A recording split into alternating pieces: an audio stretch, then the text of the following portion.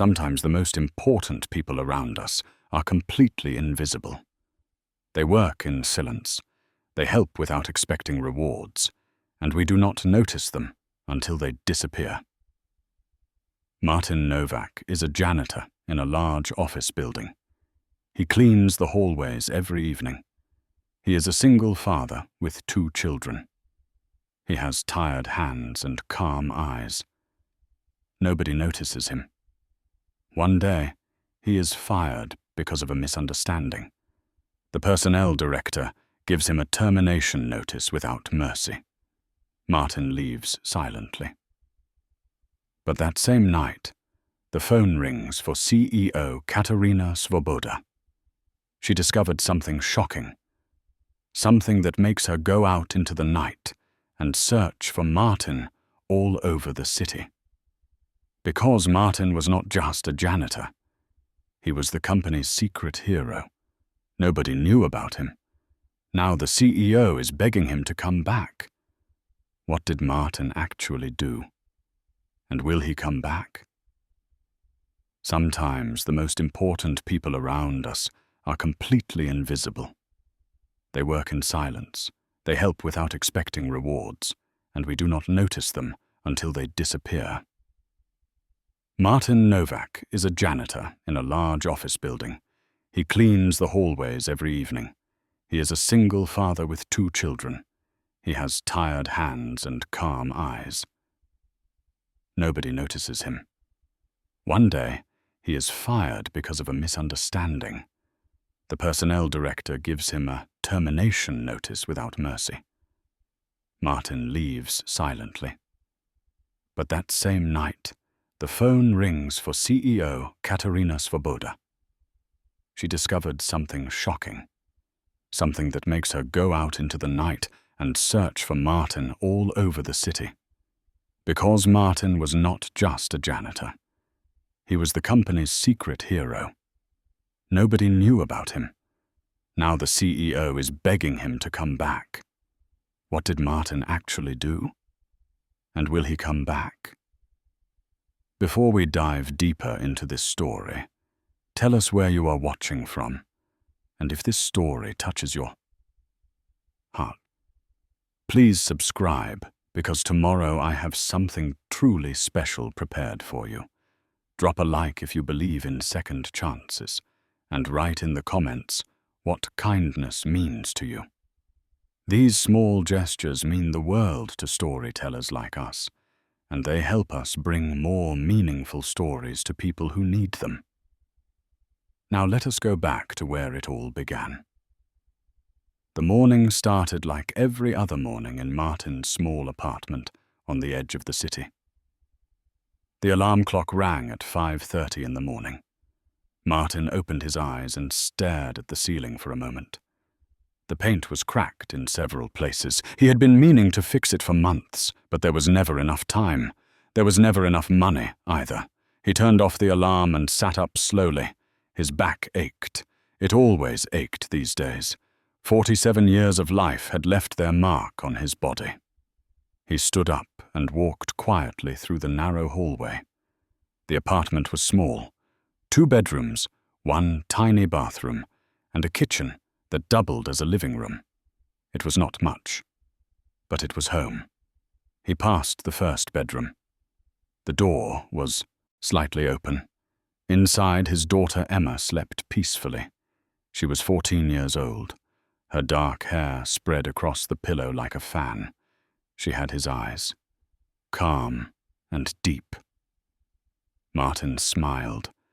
She looked so peaceful when she slept, so unburdened by the worries of the world. He moved to the second bedroom. His son David was sprawled across the bed like a starfish. He was 11 years old, full of energy and questions. Always questions.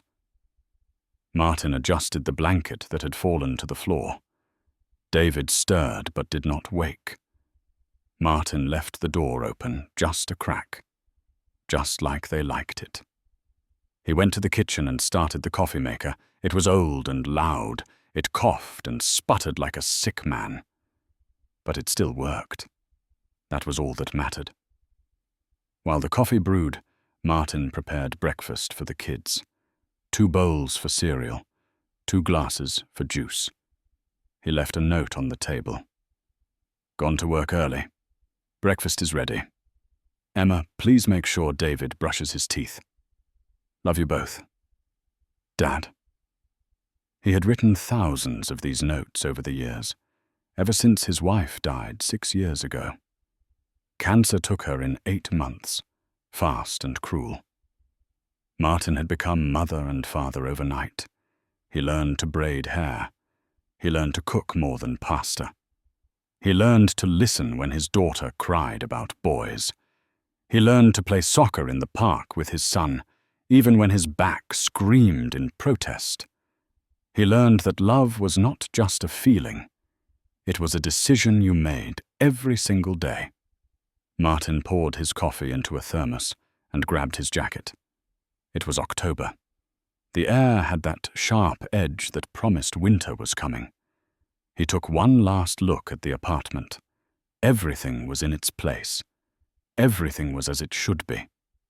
He locked the door behind him and headed down the stairs. The building was old. The stairs creaked with every step. Paint peeled from the walls, but the rent was affordable. That was what mattered. Outside, the city was just beginning to wake up. Streetlights still glowed orange against the grey sky. A few cars passed by. Martin walked to the bus stop. He did not own a car. He had sold it 3 years ago, when Emma needed braces. The bus arrived 10 minutes later. It was mostly empty. Martin sat near the back and watched the city pass by through the dirty window. Shops with closed shutters, apartment buildings with dark windows, a homeless man sleeping under a bridge. Martin thought about that man sometimes. How thin the line was between having a home and losing everything. One bad month, one unexpected bill, one stroke of bad luck. That was all it took. The bus dropped him off downtown at 6:45 in the morning. The office building where he worked stood tall against the morning sky, 23 floors of glass and steel. It was owned by Svoboda Enterprises, one of the biggest tech companies in the country. They developed software for hospitals and schools. Important work. Martin walked around to the back entrance. The front entrance was for employees and visitors. The back entrance was for people like him, the invisible ones. He swiped his badge and entered. The hallways were empty and quiet. His footsteps echoed on the polished floor. He went to the janitor's closet on the ground floor. It was a small room filled with cleaning supplies. Mops and brooms lined one wall. Shelves held bottles of bleach, soap, and disinfectant. There was a small desk in the corner. On that desk sat a thermos of coffee and a sandwich wrapped in foil. This was Martin's kingdom. Small and humble. But it was his. He put on his grey uniform and began his morning routine. First, he cleaned the lobby. He mopped the floors until they gleamed. He wiped down the glass doors until there were no fingerprints. He emptied the trash bins and replaced the liners. Then he moved to the first floor, offices and conference rooms. He vacuumed the carpets. He dusted the desks. He cleaned the windows. He worked methodically, room by room, floor by floor. He had been doing this for 8 years, ever since his wife got sick and they needed the extra income. Back then, he had worked in a warehouse during the day, but when she died, he could not manage 2 jobs and 2 children. So he quit the warehouse and took the night shift as a janitor. It paid less, but it allowed him to be home when the kids needed him. By 9 in the morning, employees started arriving. They walked past Martin without seeing him. He had become part of the furniture, part of the building itself. A middle-aged woman in a business suit rushed past him, talking on her phone. She did not say good morning.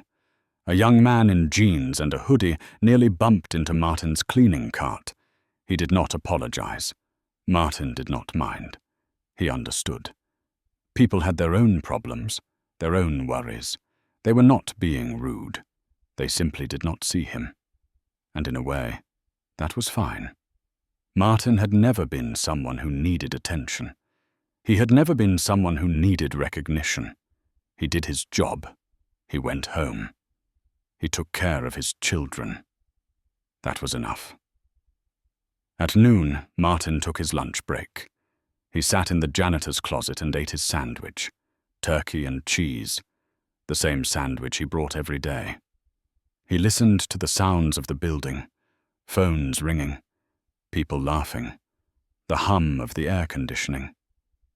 This building had a rhythm, a heartbeat, and Martin knew it better than anyone. After lunch, he continued his work.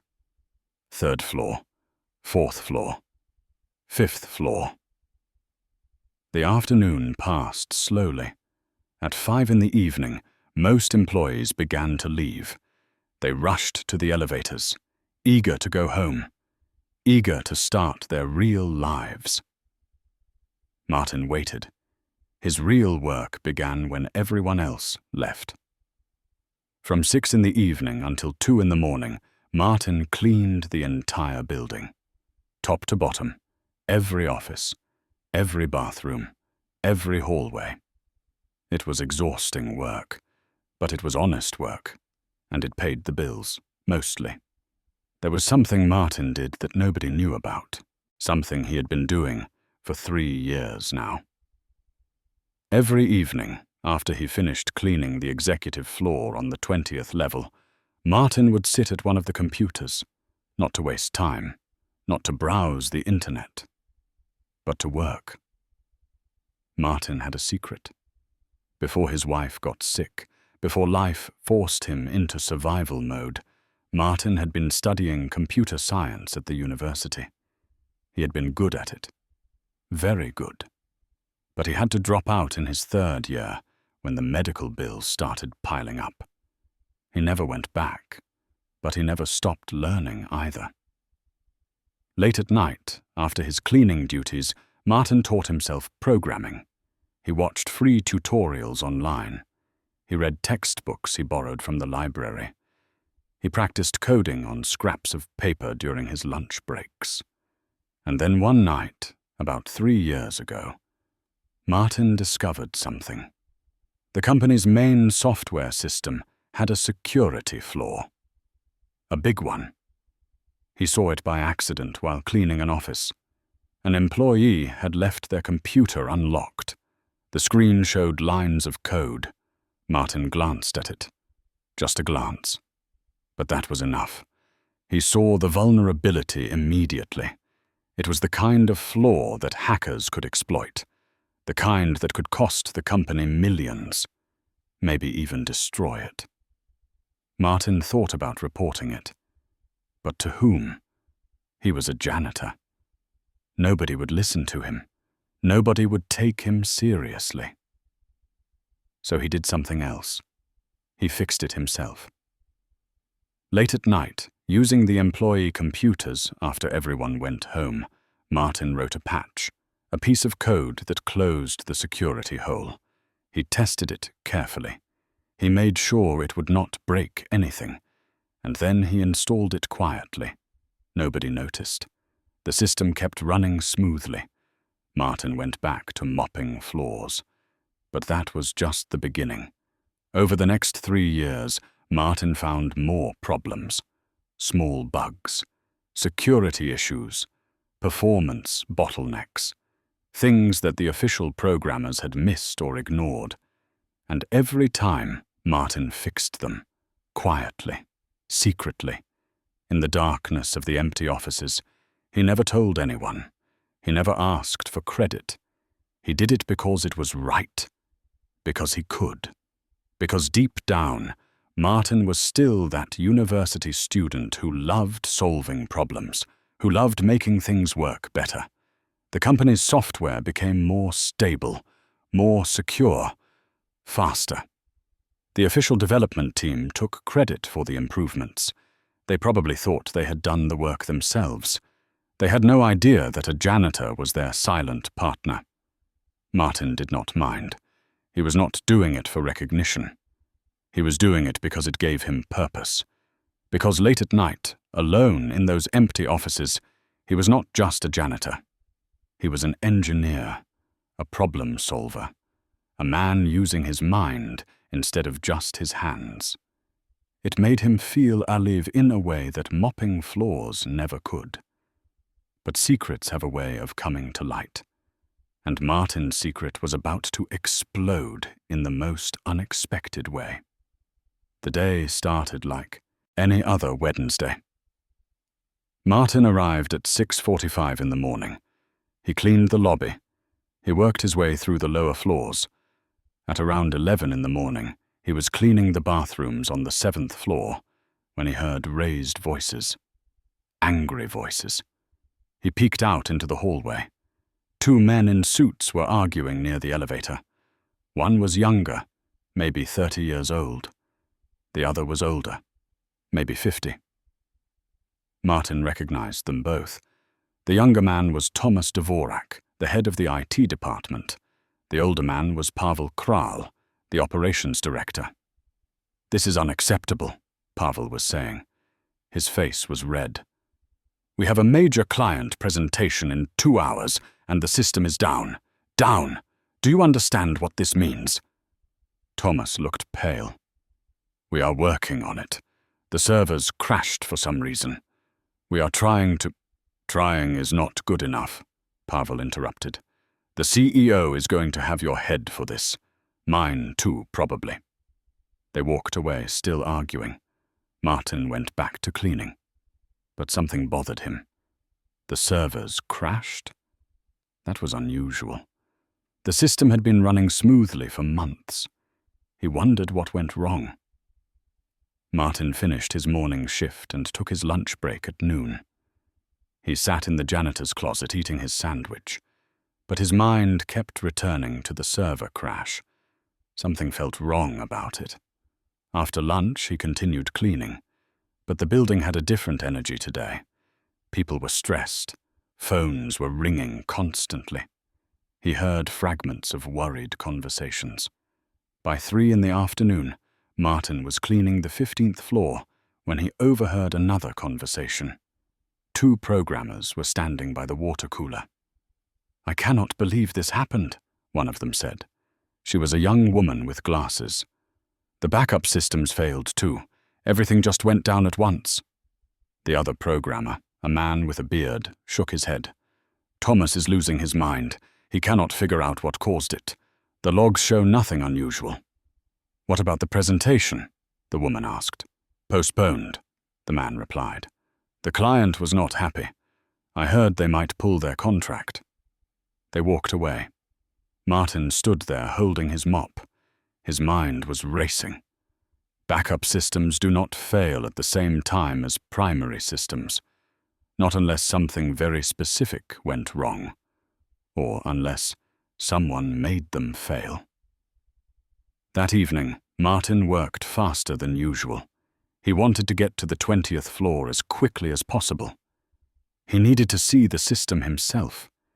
He needed to understand what happened. By 8 in the evening, he reached the executive floor. It was completely empty. Everyone had gone home. Martin went to the server room. The door was locked, but he had a master key. All janitors did. They needed access to every room for cleaning. He opened the door and stepped inside. The room was cold. Rows of servers blinked with tiny lights. The air conditioning hummed loudly. Martin sat down at the monitoring station. He logged in using credentials he had memorized from an IT employee who often left them written on a sticky note. Bad security practice, but useful for Martin right now. He pulled up the system logs. He scrolled through thousands of lines of data. Error messages, warnings, timestamps. Then he saw it. At exactly 9:47 in the morning, Someone had run a script, a malicious script. It was designed to overload the servers and crash the backup systems simultaneously. This was not an accident. This was sabotage. Martin's heart pounded. Who would do this, and why? He dug deeper. He traced the script back to its origin. It had been executed from a computer on the 12th floor. He checked which employee used that computer. The name made his blood run cold. Thomas Dvorak, the head of IT himself. But why would Thomas sabotage his own company? Martin kept digging. He found email logs, encrypted communications. It took him an hour to break through the encryption. He had learned these skills from online courses. When he finally read the emails, everything became clear. Thomas had been communicating with a rival company. They had offered him a huge amount of money to sabotage Svoboda Enterprises from the inside. The plan was simple. Crash the systems during major client presentations. Make the company look unreliable. Drive away clients. Watch the company's value drop. Then the rival company would buy Svoboda Enterprises for a fraction of its worth. Thomas would walk away rich. Martin sat back in his chair. His hands were shaking. This was bigger than a simple server crash. This was corporate espionage. This was betrayal. He needed to tell someone. But who? If he went to the authorities, they would ask questions. How did a janitor discover this? How did he access these systems? Martin would have to reveal everything he had been doing for 3 years. He would probably lose his job. Maybe face legal consequences for unauthorized access. But if he did nothing, the company would be destroyed. Hundreds of people would lose their jobs, including him. Martin thought about his children, about Emma and David, about the bills he could barely pay, about the life he had fought so hard to build. Then he made a decision. He would report it. But he would do it anonymously. He spent the next hour gathering evidence. He copied the malicious script. He saved the email communications. He documented everything. Then he composed an anonymous email. He explained the sabotage. He attached all the evidence. He sent it to 3 people: the CEO, Katerina Svoboda, the board chairman, and the company's legal department. He used an untraceable email account. He made sure there was no way to link it back to him. When he finished, it was almost midnight. Martin logged out of the system. He cleaned the server room carefully. He made sure everything looked exactly as it had before. Then he went back to his regular duties. He mopped the floors. He emptied the trash. He tried to act like nothing had happened. But inside, his heart was still racing. The next morning, Martin arrived at work at the usual time. The building was buzzing with activity. Security guards were everywhere. Martin kept his head down. He cleaned the lobby. He avoided eye contact. At around 10 in the morning, he saw Thomas Dvorak being escorted out of the building by 2 security guards. Thomas looked angry and scared. Employees whispered to each other. Nobody knew exactly what was happening, but rumors spread quickly. By noon, everyone knew that the head of IT had been fired for misconduct. Some said he had stolen company secrets. Others said he had tried to sabotage the systems. Martin listened to the rumors, but said nothing. He felt relief. The company was safe. The sabotage had been stopped. But that relief did not last long. At 2 in the afternoon, Martin was cleaning the 10th floor when he heard his name over the building's intercom system. "Martin Novak, please report to Human Resources immediately." Martin's stomach dropped. This was it. They had figured out that he had accessed the systems. They knew it was him who sent the email. He was going to be fired. Maybe arrested. He put down his mop and walked slowly to the elevator. His legs felt heavy. His mind raced with worst-case scenarios. The Human Resources office was on the 5th floor. Martin knocked on the door. "Come in," a voice called. Martin entered. Behind the desk sat Jana Benes, the HR director. She was a stern woman in her 50s. She did not smile. "Sit down, Martin," she said. Martin sat. His hands gripped the armrests of the chair. "Do you know why you are here?" Jana asked. "No, ma'am," Martin lied. Jana opened a folder on her desk. "We have had a complaint filed against you." Martin's heart sank. "A complaint? What kind of complaint?" he asked. "One of our employees reported that you were seen using a company computer last night on the executive floor, after hours." Martin's mouth went dry. Someone had seen him. "I can explain," Martin started. "No need," Jana interrupted. "Company policy is very clear. Janitors are not authorized to use company computers under any circumstances. This is a serious violation of trust." "But I was not doing anything wrong," Martin protested. "I was just—" "It does not matter what you were doing," Jana said coldly. "The policy exists for security reasons. We cannot have unauthorized personnel accessing our systems." "Please," Martin said. "I have worked here for 8 years. I have never caused any problems. I need this job. I have 2 children. I am sorry, Martin," Jana said, but she did not sound sorry. "The decision has been made. Your employment is terminated effective immediately. You will receive 2 weeks severance pay. Please collect your belongings and leave the building within the hour." Martin sat there stunned. He could not believe this was happening. He had saved the company. He had stopped the sabotage. And now he was being fired for it. "This is not fair," he said quietly. "Life is not fair," Jana replied. "Please do not make this harder than it needs to be." Martin stood up. He felt numb. He walked out of the office in a daze. He took the elevator down to the ground floor. He went to the janitor's closet. His thermos was still on the desk. His jacket hung on the hook. He had been so sure he would be working here tomorrow. And the next day. And the next. He packed his things into a small cardboard box, his thermos, a photo of his children, a cheap pen. That was all he had accumulated in 8 years. He took one last look at the closet. Then he left. He walked through the lobby carrying his box. A few employees glanced at him curiously. Most did not notice. He pushed through the glass doors and stepped outside.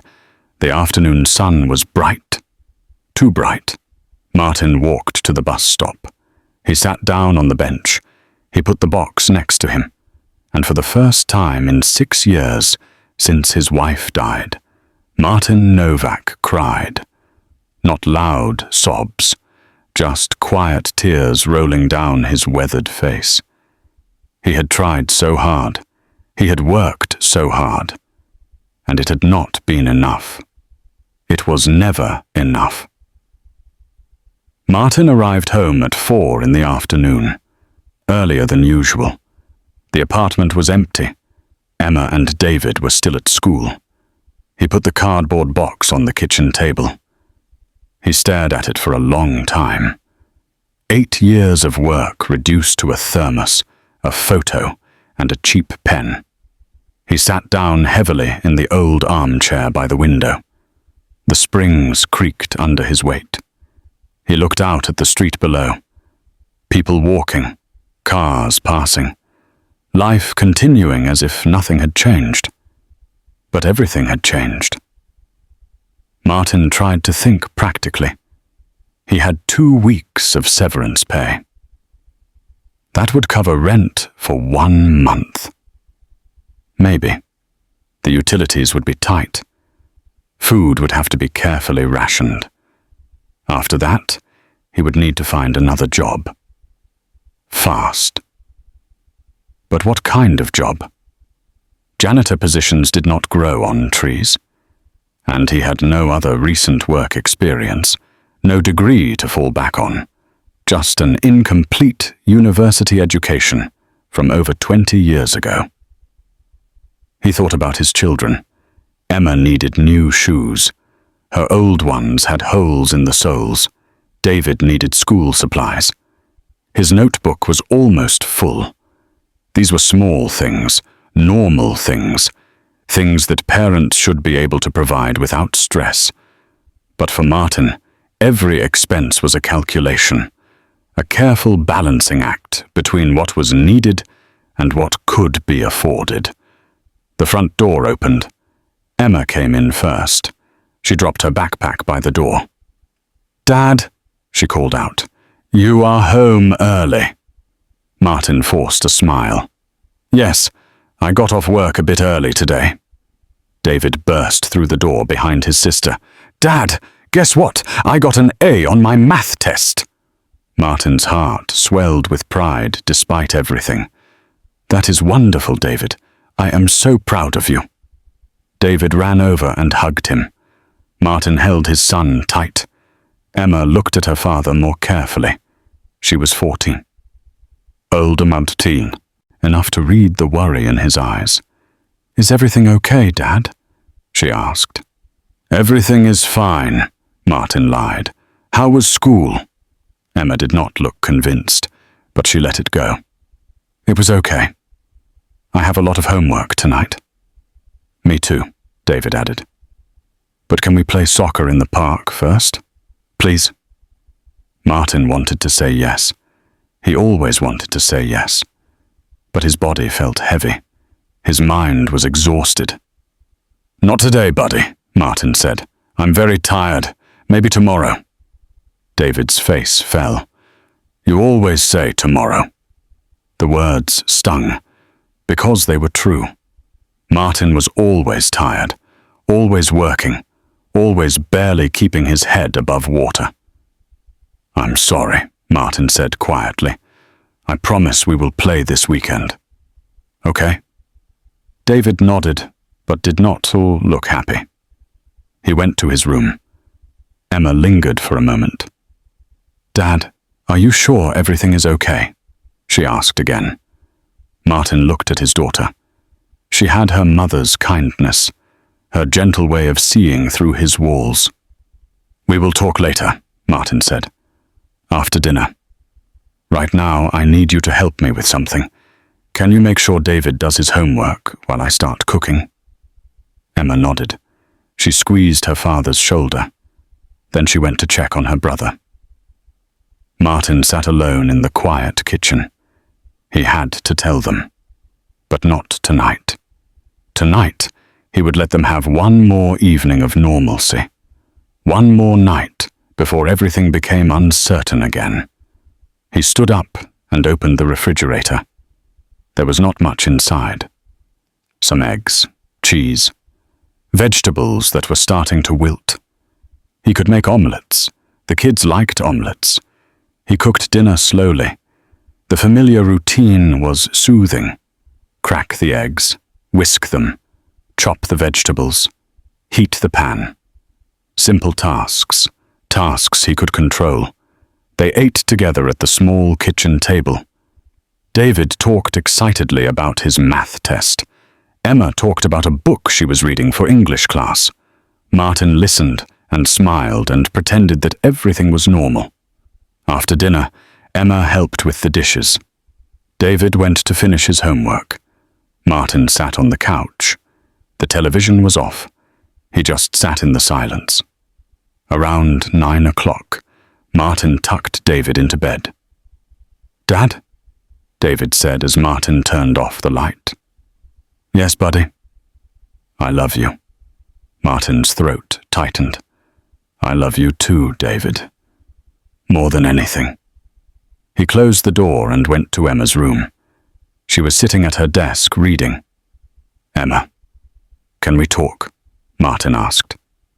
She closed her book. Of course. Martin sat on the edge of her bed. I need to tell you something, and I need you to be strong. Can you do that? Emma's face went pale. What is wrong? I lost my job today, Martin said. The words felt heavy in the air. Emma stared at him. What?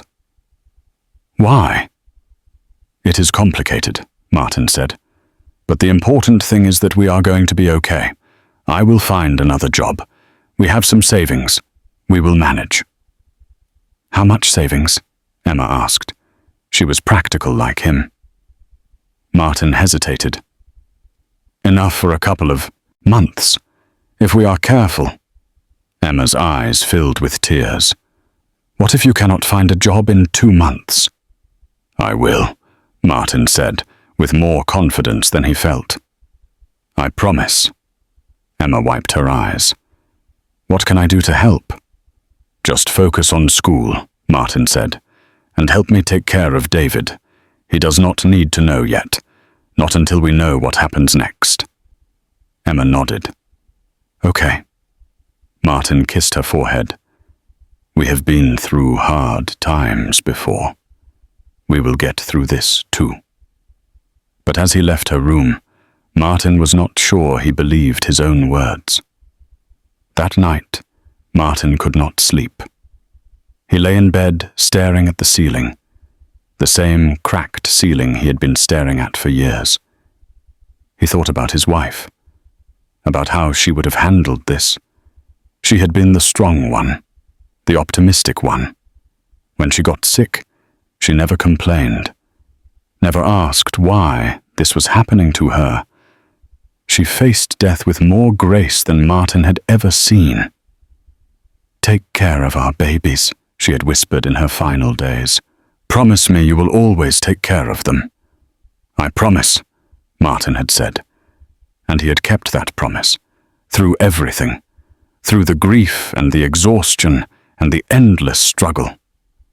But now, lying in the darkness, Martin wondered if his promise was enough, if his best was enough. The next morning, Martin woke up early out of habit. For a moment, he forgot he had been fired. He almost got ready for work. Then reality crashed back. He had nowhere to go. He made breakfast for the kids. He packed their lunches. He walked them to the bus stop, like always. See you after school, Emma said. She hugged him a little longer than usual.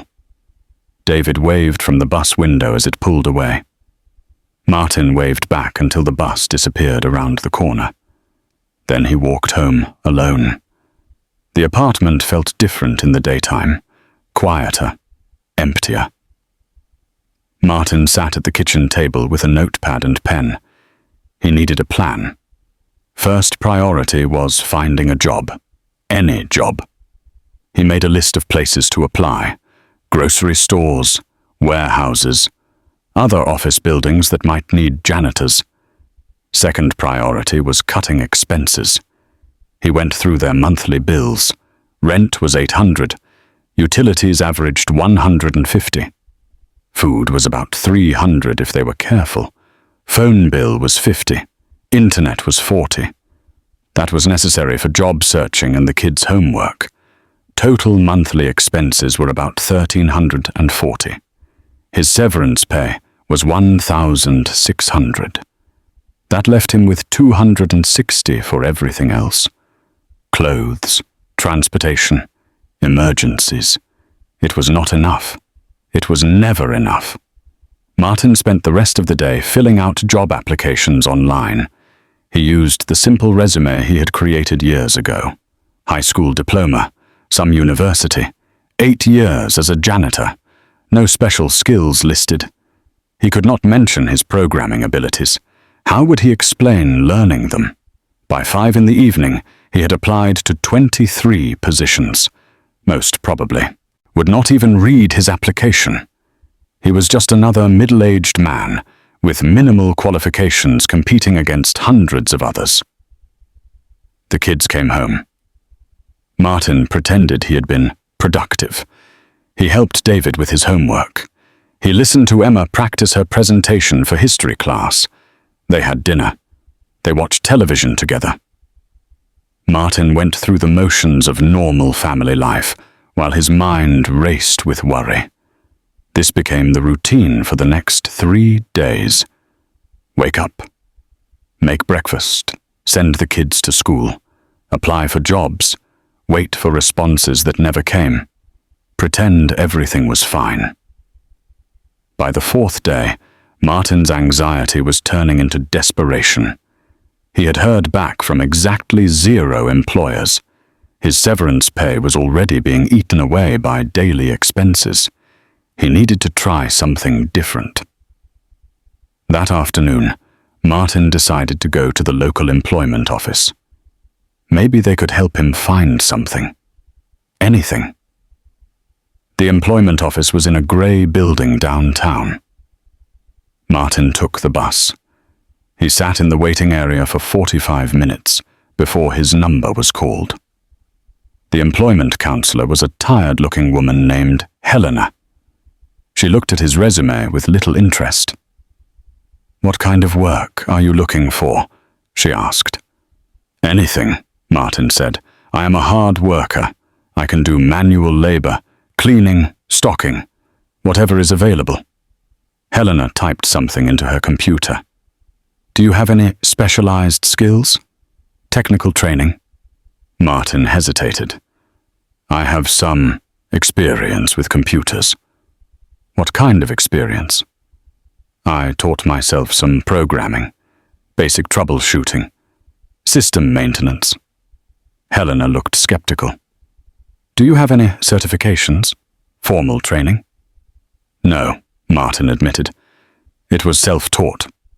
Helena sighed. "Without certifications, it is hard to place you in technical positions. Most employers want proof of skills." "I understand," Martin said. "What about other jobs, non-technical?" Helena scrolled through her computer. "There is a warehouse position, night shift, loading trucks. It pays minimum wage." "I will take it," Martin said immediately. "When can I start?" "I need to submit your application first," Helena said. "They will call you if they are interested." "How long does that usually take?" Martin asked. "Could be a few days, could be a few weeks. Hard to say." Martin's heart sank. He did not have a few weeks. "Is there anything available sooner? Anything at all?" Helena looked at her screen again. "There is a dishwashing position at a restaurant. They need someone to start tomorrow night." Martin felt a wave of relief. "Yes, I will take it." "What are the details?" Helena printed out a paper. "It is called the Golden Spoon, downtown location. 7 in the evening until 3 in the morning. Pay is minimum wage plus tips from the kitchen staff. Usually adds up to about an extra 20 per shift." Martin took the paper. "Thank you. Thank you so much." "Good luck," Helena said without much enthusiasm. Martin left the employment office feeling lighter than he had in days. It was not much, but it was something. It was a start. He would work nights again, just like before. He would figure out the child care. Emma was old enough to watch David for a few hours. They would manage. He walked to the address on the paper. The Golden Spoon was a mid-size restaurant in a busy part of downtown. The exterior was painted gold and white. Through the windows, Martin could see customers eating at nice tables. He went around to the back entrance. A young man was smoking a cigarette by the dumpster. "Excuse me," Martin said. "I'm looking for the manager. I'm here about the dishwashing position." The young man flicked his cigarette away. "That would be Victor. Go through that door and ask for him." Martin entered through the back door. The kitchen was hot and loud. Pots clanged. People shouted orders. Steam rose from industrial stoves. A large man with a shaved head noticed Martin. "Can I help you?" I'm looking for Victor, about the dishwashing job. The large man wiped his hands on his apron. I'm Victor. You here to apply? Yes, sir. The employment office sent me. Victor looked Martin up and down. You ever washed dishes before? I've washed plenty of dishes, Martin said, just not professionally. Victor laughed. It was a deep, rumbling sound. Nobody washes dishes professionally until they have to. You can start tomorrow night. 7 sharp. Do not be late. I will be here, Martin promised. Good. Wear closed-toe shoes and prepare to sweat. It gets hot back here. Martin shook Victor's hand. Thank you for the opportunity. Thank me by showing up and working hard, Victor said. That is all I ask. Martin left the restaurant feeling hopeful for the first time in days. He had a job. It was not glamorous. It was not well paid. But it was honest work, and it would keep food on the table. He took the bus home. By the time he arrived, the kids were already there. Emma was helping David with his math homework at the kitchen table. How did it go? Emma asked. She had been worried all day. I got a job, Martin said. I start tomorrow night. Emma's face brightened. Really? That is wonderful, Dad. What kind of job? David asked. Washing dishes at a restaurant, Martin said. It is night work, so I will be leaving around 6:30 in the evening and coming home around 4 in the morning. Emma's smile faded slightly. Who will watch us at night? You will watch David, Martin said. You are responsible enough, and I will only be a phone call away if you need me. Emma nodded slowly. Okay, we can do that. Can I stay up late? David asked hopefully. No, Martin and Emma said at the same time. They all laughed. That evening felt lighter. There was hope again. Martin cooked a simple dinner of rice and beans. They ate together. They talked about school and friends and small everyday things. For a moment, it felt like everything would be okay. The next evening, Martin put on his oldest clothes and his work boots. He made dinner for the kids before he left. Chicken and vegetables, enough for leftovers tomorrow. I will have my phone on, Martin told Emma. If anything happens, you call me immediately. Understand? I understand, Dad, Emma said. We will be fine. Martin hugged them both. Then he headed out into the evening. The restaurant was busy when he arrived. Victor was shouting orders. Waiters rushed in and out with plates. The kitchen was chaos. Victor saw Martin and pointed to a door in the back. Dishwashing station is through there. Apron and gloves are on the shelf. Get started. Martin entered the dishwashing area. It was a small room with 2 large industrial sinks and a commercial dishwasher. Dirty dishes were already piling up on the counter. Martin put on the apron and gloves. He turned on the hot water, and he began to work. The dishes never stopped coming. Plates, bowls, pots, pans, silverware, glasses, an endless stream of dirty kitchenware. Martin's hands moved automatically. Scrape, rinse, load into the dishwasher, unload, stack, repeat. The work was mindless but physically demanding. The heat was oppressive. Sweat dripped down his face. His back ached from standing. His hands were red from the hot water. But Martin kept working. He thought about his children sleeping safely at home. He thought about the paycheck at the end of the week. He thought about survival. Around midnight, Victor brought him a sandwich. Take 5 minutes, he said. You are doing good work. Martin sat on a milk crate and ate the sandwich. It was leftover from the restaurant menu. Roast beef and cheese. It was delicious. The best thing he had eaten in days. Thank you, Martin said.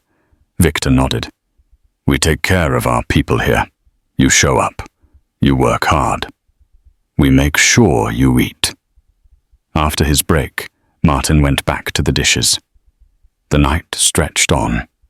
1 in the morning, 2 in the morning, 3 in the morning. Finally, the last customers left. The kitchen staff finished cleaning their stations. The final pots and pans came through. Martin washed them all.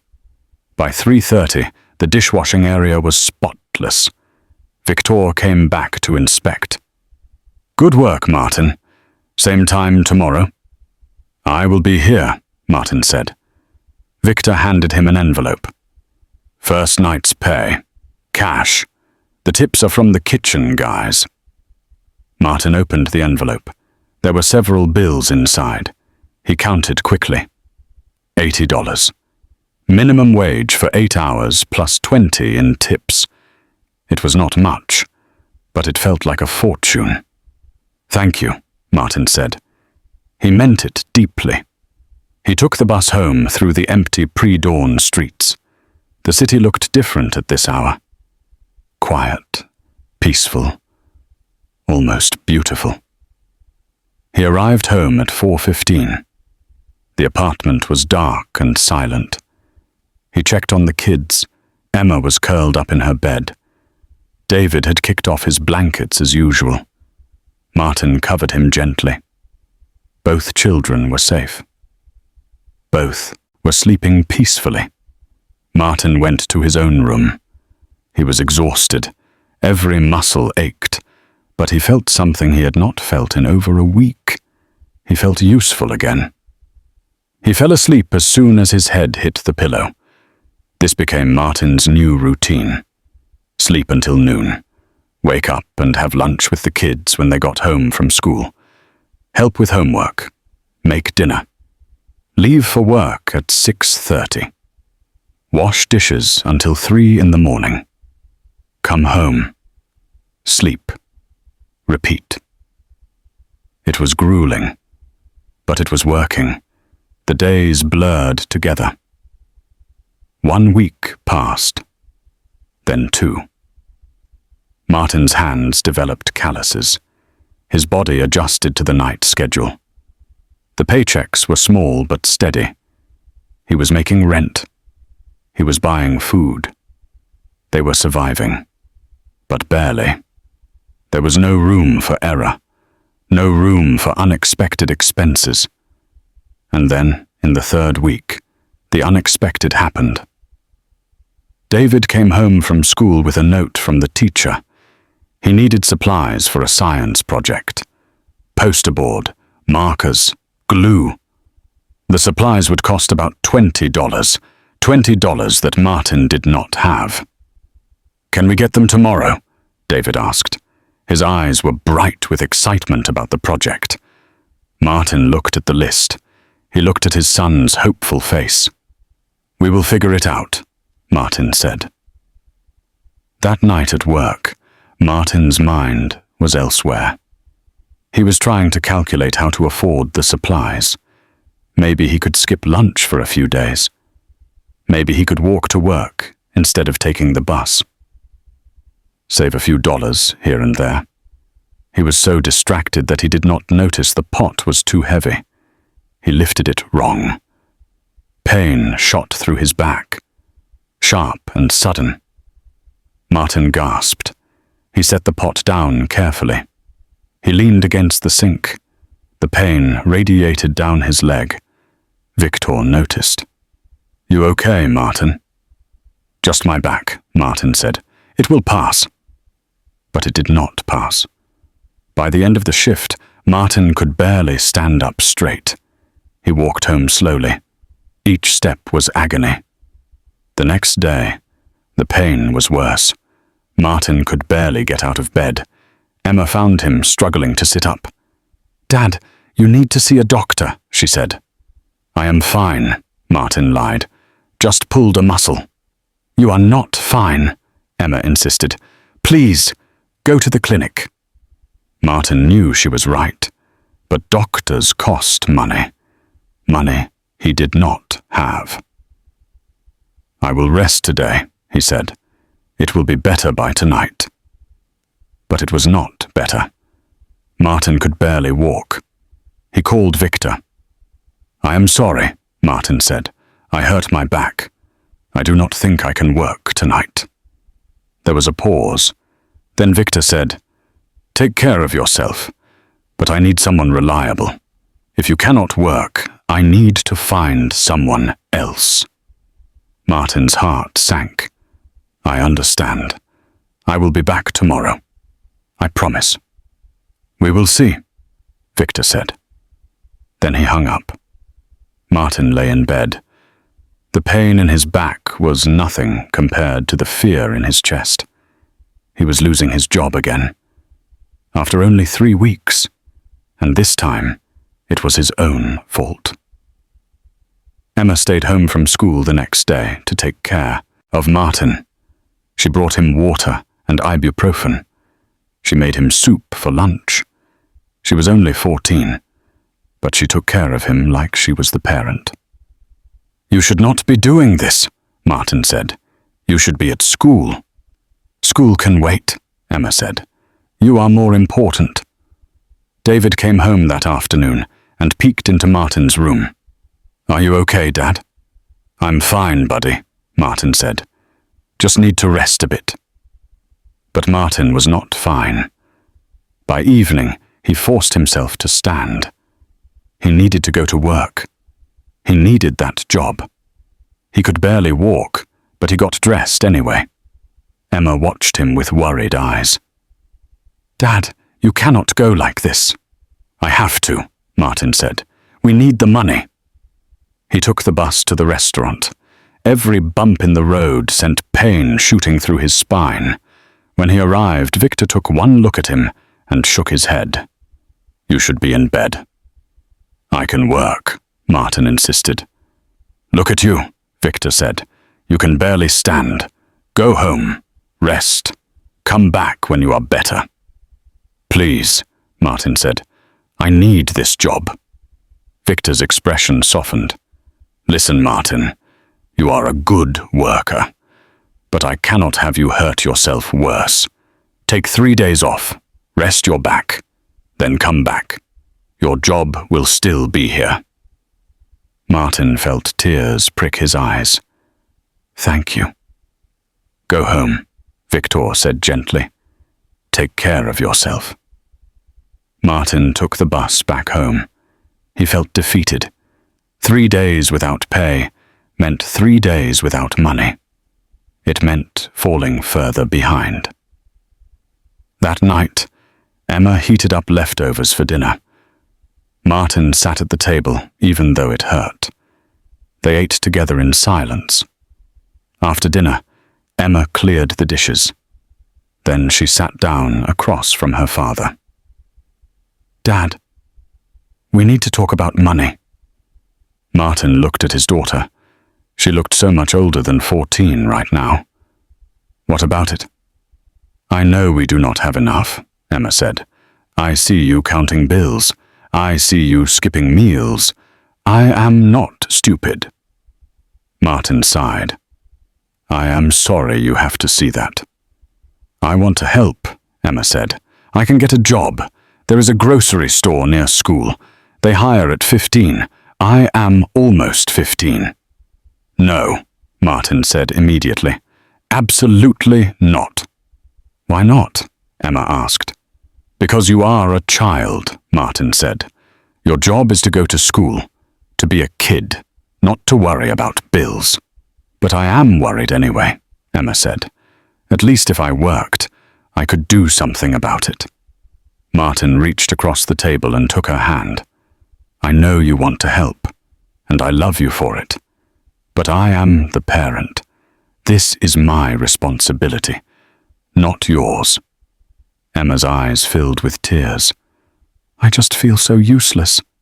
"You are not useless," Martin said. "You take care of David. You keep this family together when I am at work. That is more valuable than any paycheck."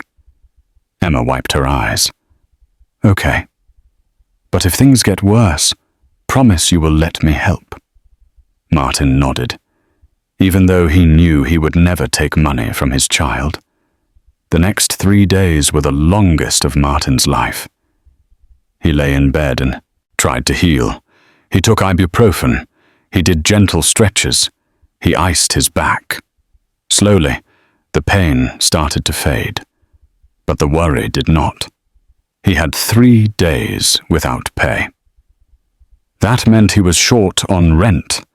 He counted his money over and over. He was $200 short. $200 might as well have been $2,000. He did not have it. On the 3rd day, Martin received a letter in the mail. It was from the landlord, a reminder that rent was due in 2 days. Martin stared at the letter. He had never been late on rent before. Not once in 6 years. He thought about calling the landlord, asking for an extension, but he was too proud, too ashamed. That evening, Martin returned to work. His back was better. Not perfect, but functional. Victor greeted him with a nod. "Good to see you. How is the back?" "Much better," Martin said. "Thank you for understanding." "We all need a break sometimes," Victor said. "Now get to work. The dishes are piling up." Martin worked harder than ever that night. He wanted to prove he was reliable. He wanted to show Victor that he was worth keeping. When the shift ended, Victor handed him his pay. Martin counted it. It was for 1 night. Only $80. He needed 200. The math was impossible. Martin walked home through the dark streets. He thought about his options. He could sell something, but he owned nothing valuable. He could borrow money. But from whom? He had no family, no close friends. He was alone. When he got home, Martin sat at the kitchen table. He put his head in his hands. He felt like he was drowning, like no matter how hard he swam, the water kept pulling him under. He heard a sound. Emma was standing in the doorway of her room. "Dad, are you okay?" Martin quickly wiped his face. "I am fine. Go back to bed." Emma came and sat next to him. She did not say anything. She just put her hand on his shoulder. They sat together in the silence, father and daughter, holding on to each other in the darkness.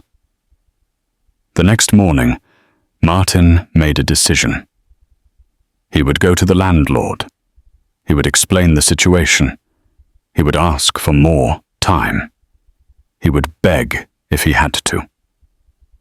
The landlord's office was in a building a few blocks away. Martin arrived at 9 in the morning. The receptionist told him to wait.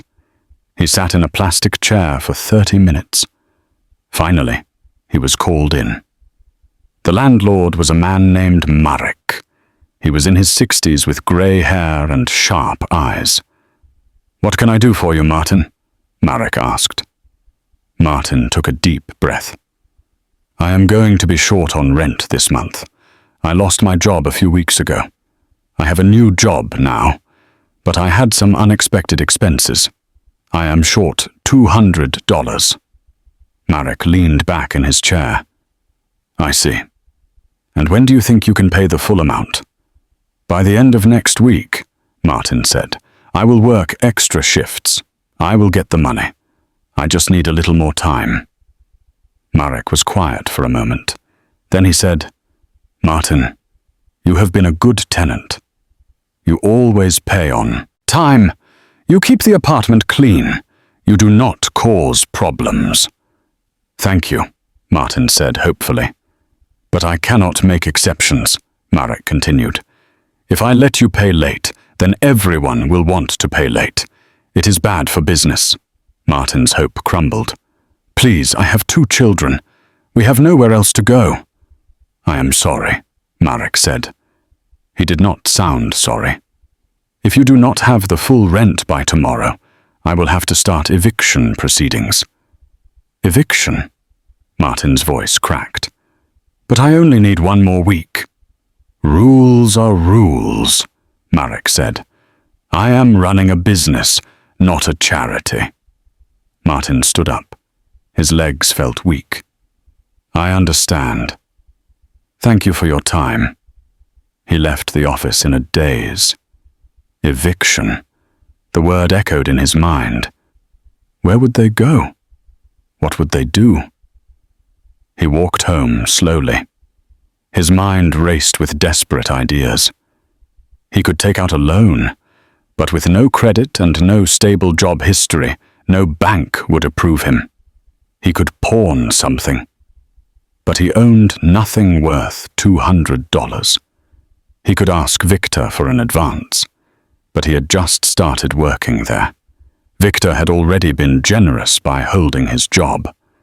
As Martin turned onto his street, he saw something that made his heart stop. A police car was parked in front of his building. 2 officers were standing on the sidewalk talking to someone. Martin walked closer. His stomach churned. The officers were talking to Emma. She was crying. Martin ran. "Emma, what happened?" Emma saw him and ran into his arms. "Dad, it is David. He is gone." "What do you mean, gone?" Martin's world tilted. "He did not come home from school," Emma sobbed. "I waited and waited. Then I called his friend's parents. Nobody has seen him. I called the police." One of the officers stepped forward. "Are you Martin Novak?" "Yes," Martin said. His voice sounded far away. "I am Officer Stalik. Your daughter reported your son missing. When did you last see him?" "This morning," Martin said. "He went to school like always." "What do you mean, he is missing?" "We are checking with the school now," Officer Stalik said. "When was the last time anyone saw him?" "His teacher would have seen him," Emma said. "He had class until 3 o'clock." Officer Stalik spoke into his radio. There was a crackling response. Martin could not make out the words. "The school confirms he was there until 3, Officer Stalik said. "But he did not get on the bus home.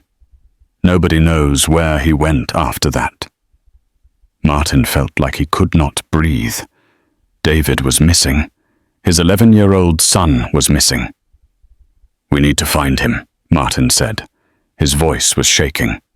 "We need to look for him right now." "We have officers searching the area," Officer Stalik said. "We need you to stay here in case he comes home. Can you think of anywhere he might have gone? Any friends' houses? Any places he likes to go?" Martin tried to think, but his mind was blank with fear. "The park," Emma said suddenly. "He loves the park. He always asks to go." "There." "Which park?" Officer Stalik asked. "The one on Maple Street," Emma said. "About 4 blocks from here. There is a soccer field." Officer Stalik spoke into his radio again. "We are sending units there now. In the meantime, I need you both to stay here. If David comes home, you call us immediately. Understood?" Martin nodded. He could not speak. The officers left. Martin and Emma went upstairs to the apartment. It felt empty without David. Wrong. Martin paced back and forth. Emma sat on the couch, crying quietly. "This is my fault," Martin said. "I should have been here. I should have picked him up from school." "You were sleeping," Emma said. "You worked all night. This is not your fault." But it felt like his fault. Everything felt like his fault. They waited. Minutes felt like hours. Martin called David's phone over and over. It went straight to voicemail. At 6 o'clock, Officer Stalik called. "We found him." Martin nearly collapsed with relief. "Is he okay? Where was he?" "He is fine. He was at the park.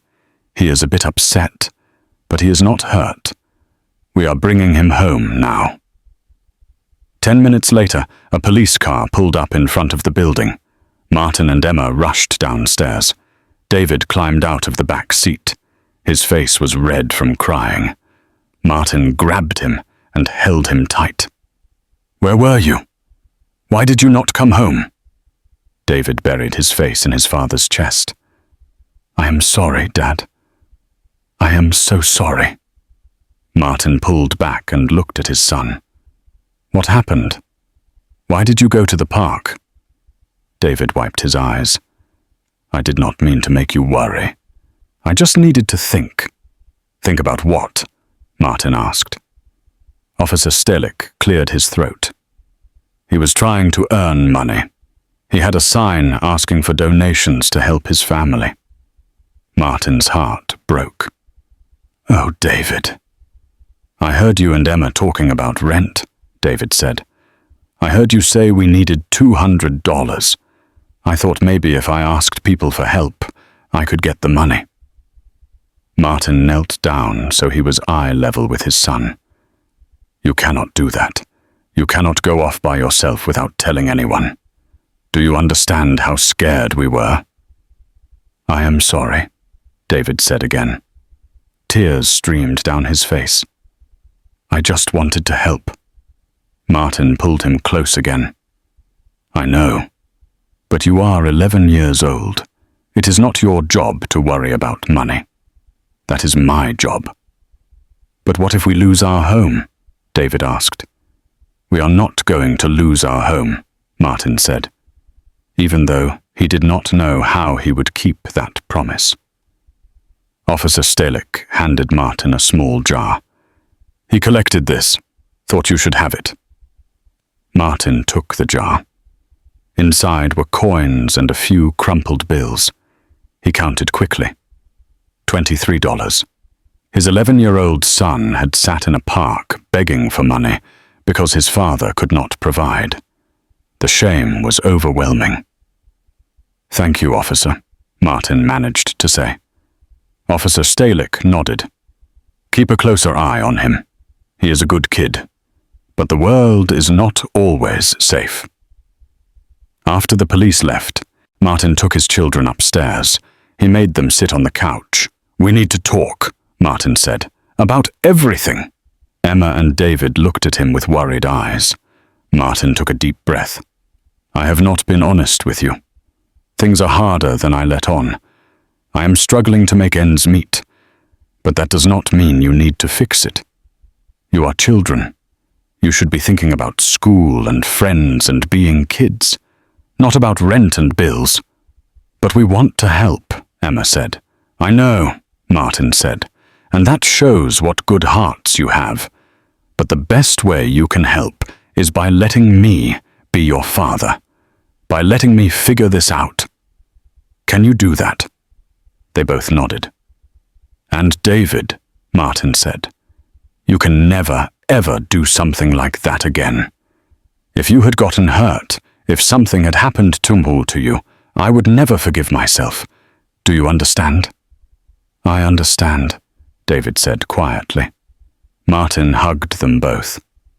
"We are a family. We stick together. And we will get through this. I promise."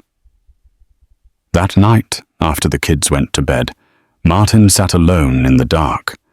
He looked at the jar of money David had collected, $23 from strangers who took pity on a child. Martin had never felt lower in his life. He had failed, as a father, as a provider, as a man. He had let things get so bad that his 11-year-old son felt he needed to beg for money. Martin opened his laptop. He needed to do something, anything.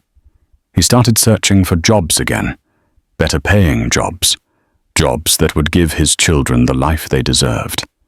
He found a posting for a computer technician. The pay was decent. The hours were reasonable, but it required certifications he did not have. He found another posting for a software developer. The pay was excellent, but it required a degree and professional experience. Martin stared at the job listings. He had the skills for these positions. He knew he did. But on paper, he was nobody. Just a janitor with an incomplete education. He thought about the work he had done at Svoboda Enterprises, the problems he had solved, the systems he had improved. If only he could prove what he was capable of. Then an idea came to him. A desperate, probably foolish idea. But he had nothing left to lose. Martin opened a new document. He started writing. He wrote about the security flaw he had found, about the patches he had created, about the 3 years of secret work improving the company's systems.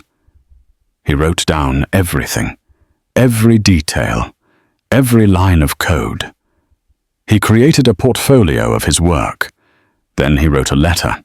It was addressed to Katerina Svoboda, the CEO.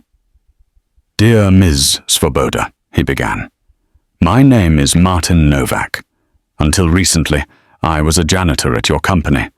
I am writing to tell you something that I should have told you years ago. I have been fixing your software systems in secret. I know this sounds impossible. Why would a janitor know anything about programming? But I do, and I can prove it." He explained everything in the letter, his foods, unfinished university education, his self-taught skills, the security flaw he had discovered, the anonymous tip he had sent about Thomas Dvorak's sabotage. He attached his portfolio of work, documentation of every fix he had made, timestamps, code samples, everything. "I am not writing to ask for my job back," he wrote. "I am writing because I need work that uses my actual skills. I am a single father struggling to support my children. I have the ability to contribute more than just clean floors. If you are willing to give me a chance, I will prove my worth. If not, I understand. But I had to try." He signed the letter. Then he found Katerina Svoboda's email address on the company website. He attached the letter and portfolio. His finger hovered over the send button. This could go badly. She could think he was crazy. She could report him for unauthorized access to company systems. He could face legal trouble. But if he did nothing, he would lose his apartment. His children would suffer. He had to take the risk. Martin clicked send. The email whooshed away into the digital void. Martin closed his laptop. He had done all he could do. Now he just had to wait. And hope. The next day was rent day. Martin did not have the money. He avoided the landlord's office. He knew Marek would start eviction proceedings. But maybe, just maybe, something would change before it was too late. Martin went to work at the restaurant that evening. He washed dishes with single-minded focus. He tried not to think about the email, tried not to hope. Hope was dangerous when you had nothing. The shift ended at 3 in the morning. Victor paid him $80. Martin added it to the small pile of money he had saved. He was still $120 short of rent. The math was still impossible. He took the bus home through the empty streets. When he entered the apartment, something felt different. There was a note on the kitchen table in Emma's handwriting. "Dad, someone called for you. She said it was important. She left a number." Martin's heart raced. He looked at the number. It had a business exchange. Could it be? He checked the time. 3:30 in the morning. Too late to call.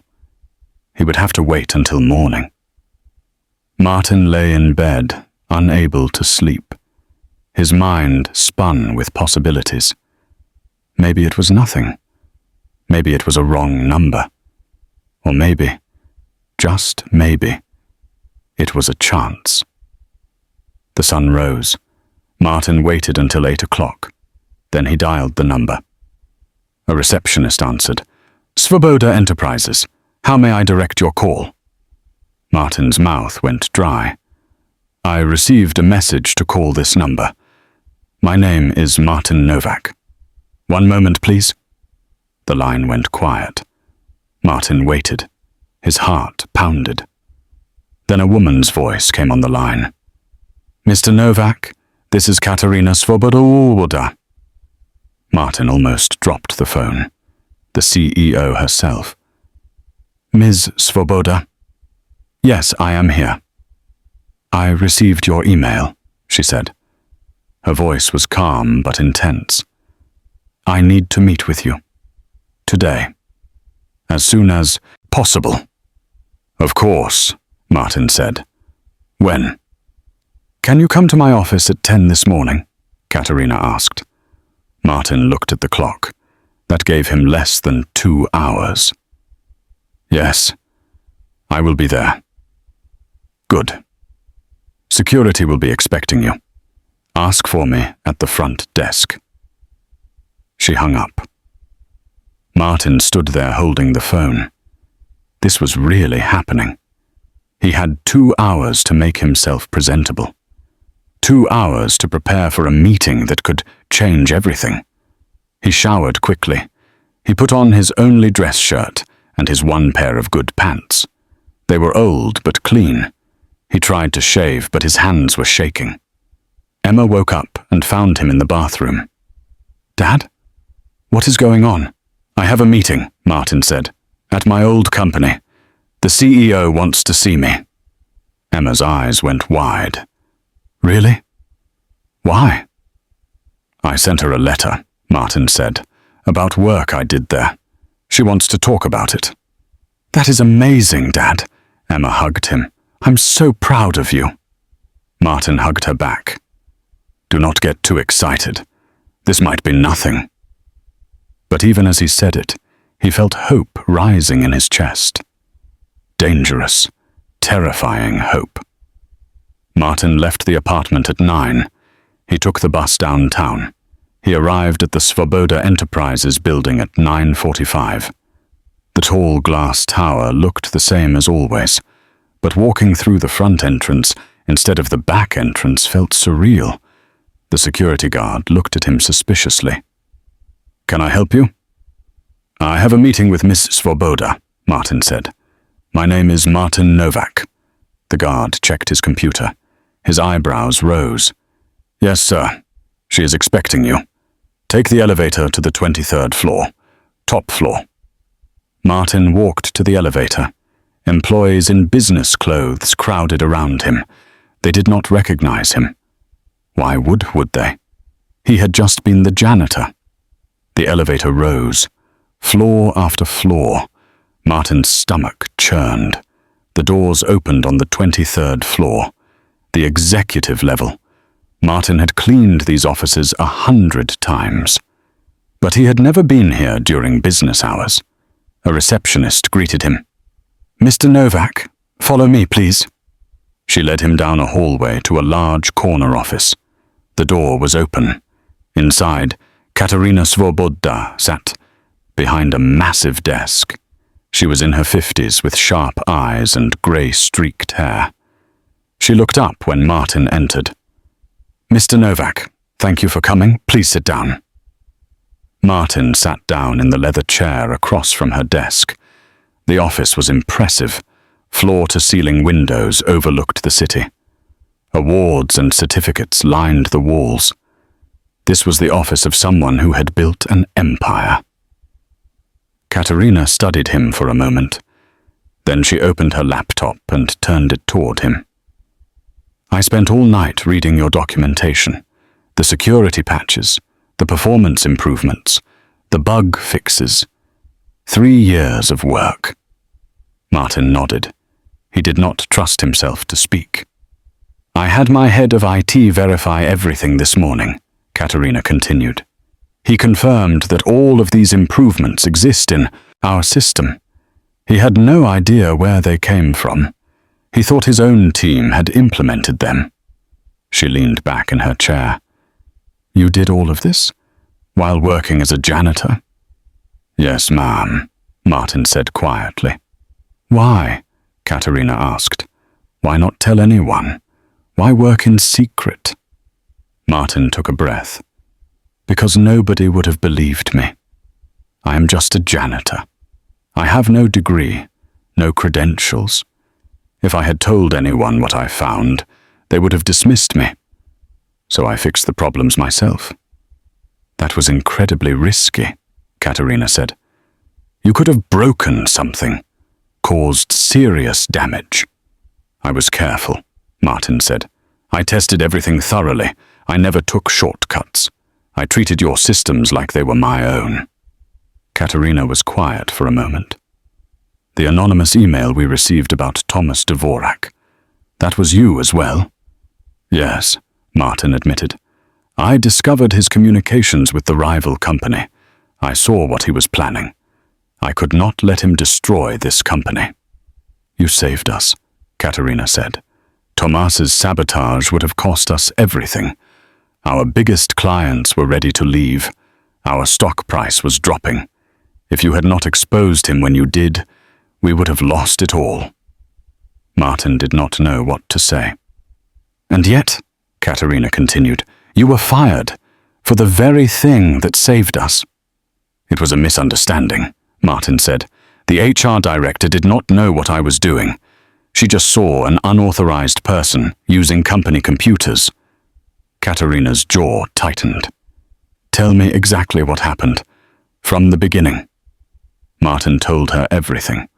About finding the security flaw years ago, about teaching himself to code, about spending his nights fixing problems, about discovering Thomas's betrayal, about sending the anonymous email, about being seen at a computer and fired the next day. When he finished, Katerina was silent. Her expression was unreadable. Finally, she spoke. I need to show you something. She stood up and walked to a cabinet. She pulled out a thick folder. Do you know what this is? Martin shook his head. Katerina opened the folder. Inside were printouts, code, system logs, documentation. After Thomas was fired, I ordered a complete audit of our systems, she said.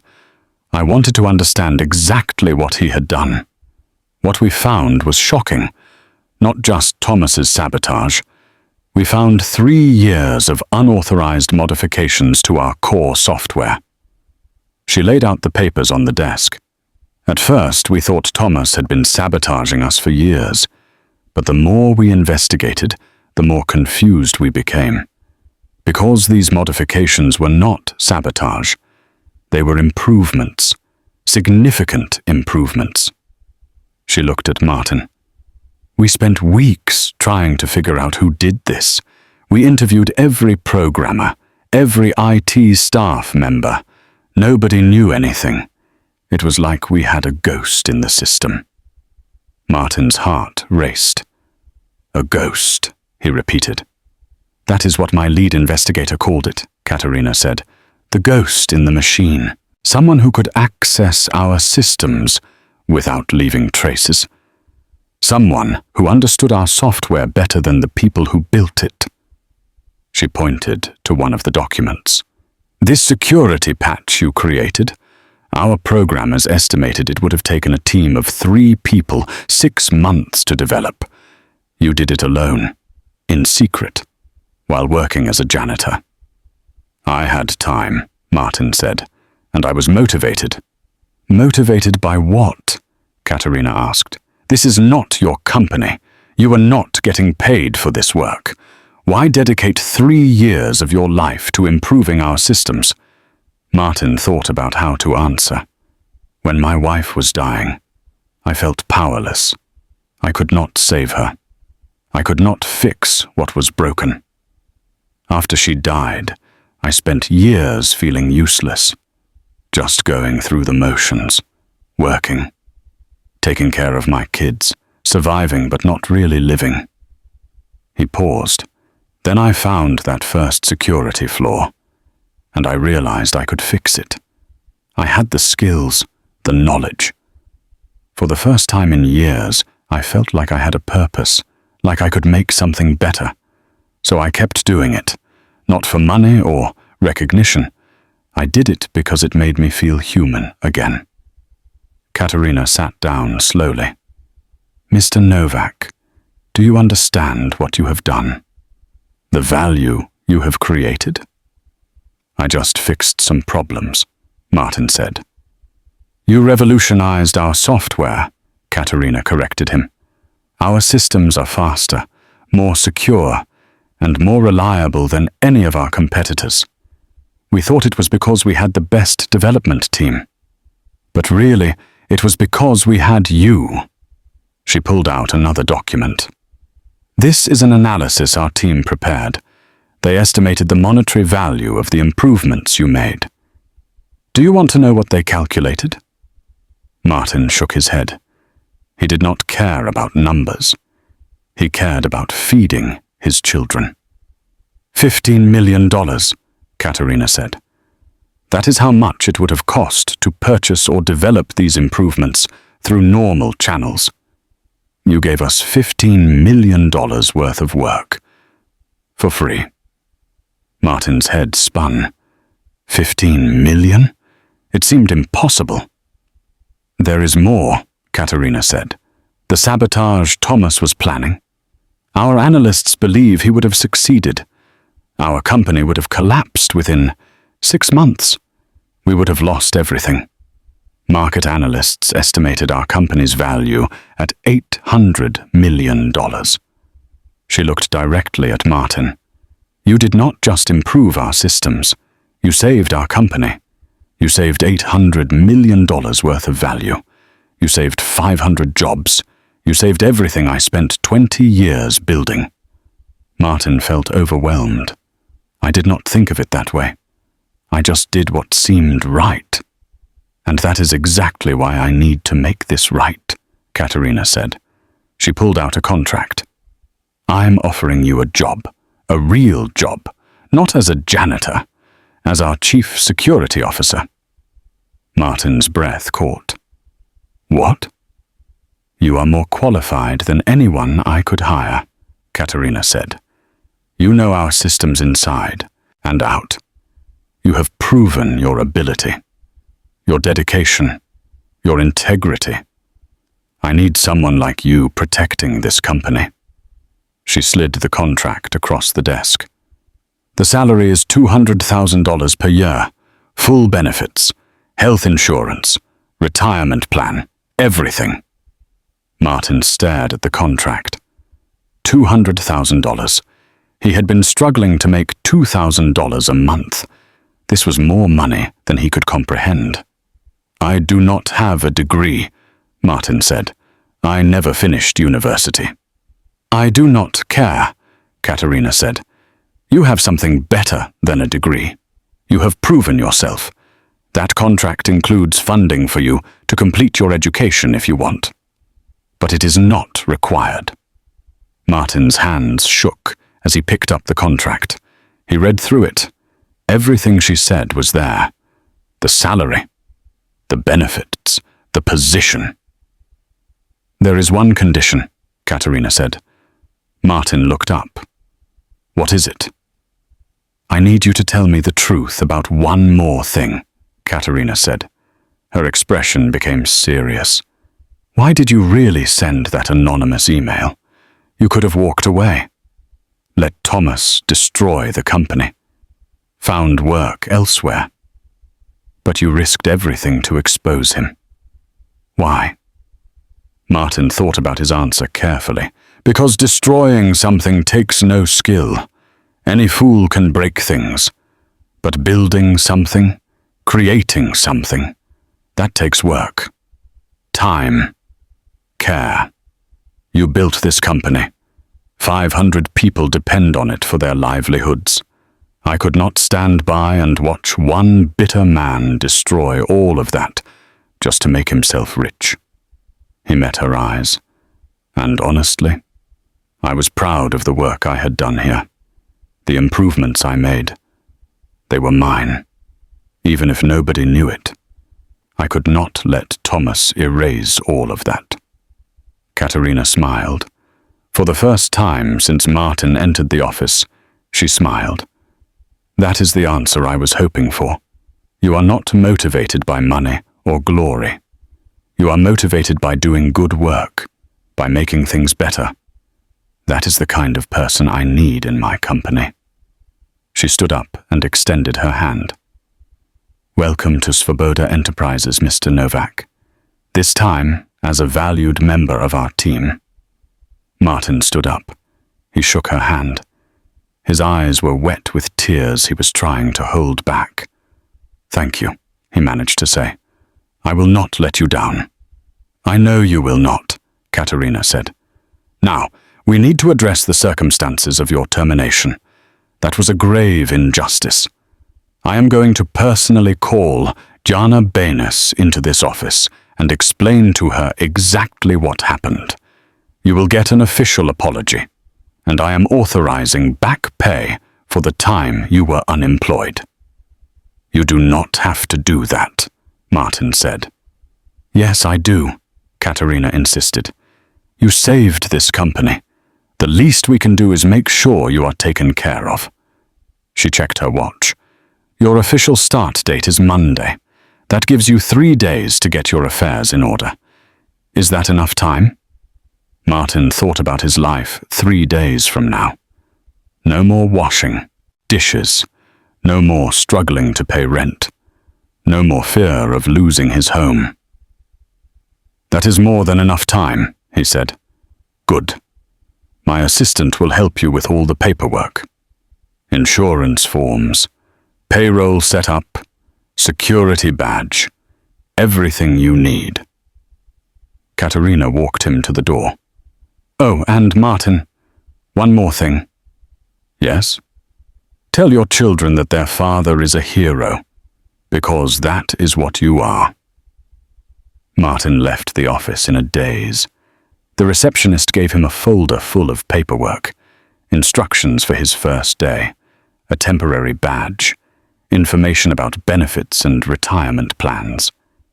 He held the folder like it was made of glass, like it might shatter if he held it too tight. He took the elevator down.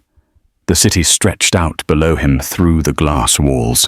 It looked different now, brighter somehow, full of possibility instead of danger. When he reached the ground floor, Martin walked outside into the morning sun. People rushed past him on their way to work. Nobody noticed him. But this time, being invisible did not bother him. He pulled out his phone. His hands were still shaking. He called Emma. She answered on the second ring. Dad? How did it go? I got a job, Martin said. His voice cracked. A real job. A good job. Emma screamed with joy. Martin heard David in the background asking what happened. What kind of job? Emma asked. Chief Security Officer, Martin said. He still could not quite believe it. What does that mean? Emma asked. It means I will be protecting the company's computer systems, using all the skills I taught myself, making sure nothing bad happens to their software. That is amazing, Dad. Emma was crying now. Happy tears. How much does it pay? Martin had to sit down on a bench. $200,000 per year. Silence. Then Emma said, Did you just say 200,000? Yes. Dad, we are rich. Emma laughed through her tears. We are not rich, Martin said, but he was smiling. But we are going to be okay. Better than okay. When do you start? Emma asked. Monday. 3 days from now. I am so proud of you, Emma said. I knew you could do it. I knew something good would happen. Martin wiped his eyes. Can you tell David? I will be home in an hour. I need to take care of a few things first. Of course. We will be waiting. Martin hung up. He sat on the bench for a few minutes. He just needed to process everything. His life had been falling apart yesterday. Today, it was being rebuilt. He had one more place to go before going home. He took the bus to the landlord's office. Marek was sitting at his desk when Martin walked in. He looked up with an expression of annoyance. "Mr. Novak, I was just about to file the eviction paperwork. You are 3 days late on rent." "I know," Martin said. "I am here to pay." Marek raised an eyebrow. "You have the full amount?" Martin pulled out his wallet. Inside was the back pay Katerina had authorized. 3 weeks of salary at his new rate. She had given him a check and told him to cash it immediately at the company's bank. He had done exactly that. He counted out bills, enough to cover this month's rent, and next month's, and the month after that. "Here is 3 months of rent," Martin said, "in advance." Marek's eyes widened. He counted the money carefully. "Where did you get this?" "I got a new job," Martin said simply. Marek looked at him differently now, with respect instead of pity. "Well, congratulations. This certainly takes care of the issue." "Thank you for your patience," Martin said, even though Marek had shown no patience at all. Martin left the office feeling lighter. Another weight lifted. Another problem solved. He stopped by the restaurant where he had been washing dishes. Victor was in the kitchen preparing for lunch service. "Martin," Victor said with surprise, "what are you doing here? Your shift is not until tonight." "I came to tell you I cannot work anymore," Martin said. "I got another job, a better opportunity."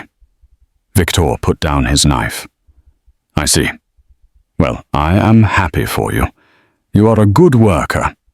Too good to be washing dishes forever." "Thank you for giving me a chance when I needed it," Martin said, "and for being patient with my back injury." Victor waved his hand. "We take care of each other in this business. That is how it works. What is this new job?" "Computer security," Martin said, "at a big company downtown." Victor laughed his deep, rumbling laugh. "A janitor becomes a computer expert, only in this crazy world. Good for you, Martin. Good for you." They shook hands. Martin left the restaurant for the last time. No more hot kitchens, no more dishwater hands, no more coming home at 4 in the morning smelling of grease and soap. He took the bus home.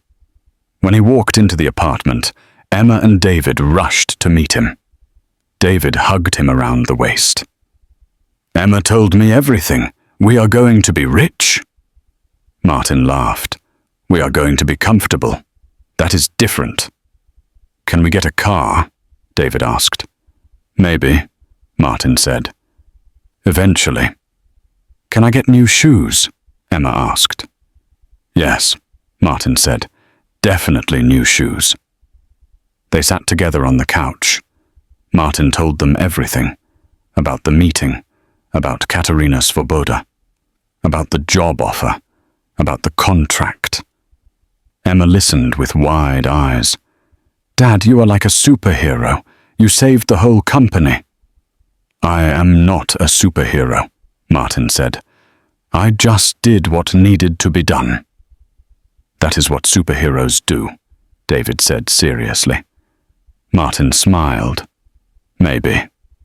But I am just your dad, and I am going to take much better care of you from now on." That evening, Martin took them out to dinner. Nothing fancy, just a pizza place down the street. But it was the first time in months they had eaten at a restaurant. The kids were so happy. They laughed and joked and ate until they were full. Martin watched them and felt a peace he had not felt in years. Maybe ever. The next 3 days passed in a blur. Martin spent Saturday shopping with the kids. Emma got new shoes, nice ones that fit properly. David got new school supplies and a soccer ball. They bought groceries without checking prices. They filled the cart with hotl, with fresh vegetables and good meat, and even some treats. Martin bought himself 2 new shirts and a pair of dress pants for work. He also got a simple watch. Nothing expensive, but something professional. On Sunday, Martin took David to the park. They played soccer together. Martin's back did not hurt. Or maybe it hurt, but he did not care. David was so happy, running and laughing and being a kid, everything a child should be. That evening, Emma cooked dinner. She had found a recipe online and wanted to try it. Chicken with vegetables and rice. It was a little overcooked, but it was delicious because she made it with love. They ate together at the kitchen table, their small, cramped kitchen in their small, cramped apartment. But it felt like a palace. "Dad," Emma said, "what happens now?" "What do you mean?" Martin asked. "Are we going to move? Get a bigger place?" Martin thought about it. "Eventually, but not right away. This apartment has been our home. Let us stay here a little longer. Make sure the new job works out. Save some money. Then we will see." "I like it here," David said. "All my friends live nearby." "Then we will stay," Martin said, "for now at least." Monday morning arrived. Martin woke up early.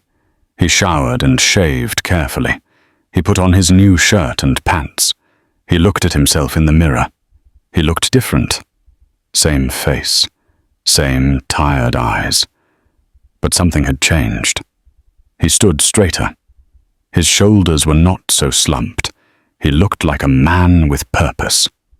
Emma made him breakfast, eggs and toast. David was still asleep. "You look very professional, Dad," Emma said. "Thank you," Martin said. "I am nervous." "You are going to be great," Emma assured him. "They are lucky to have you." Martin hugged his daughter. "Thank you for being so strong, for helping hold this family together. I could not have done this without you." "We are a team," Emma said. "That is what Mom would have said." "Yes," Martin agreed. "That is exactly what she would have said."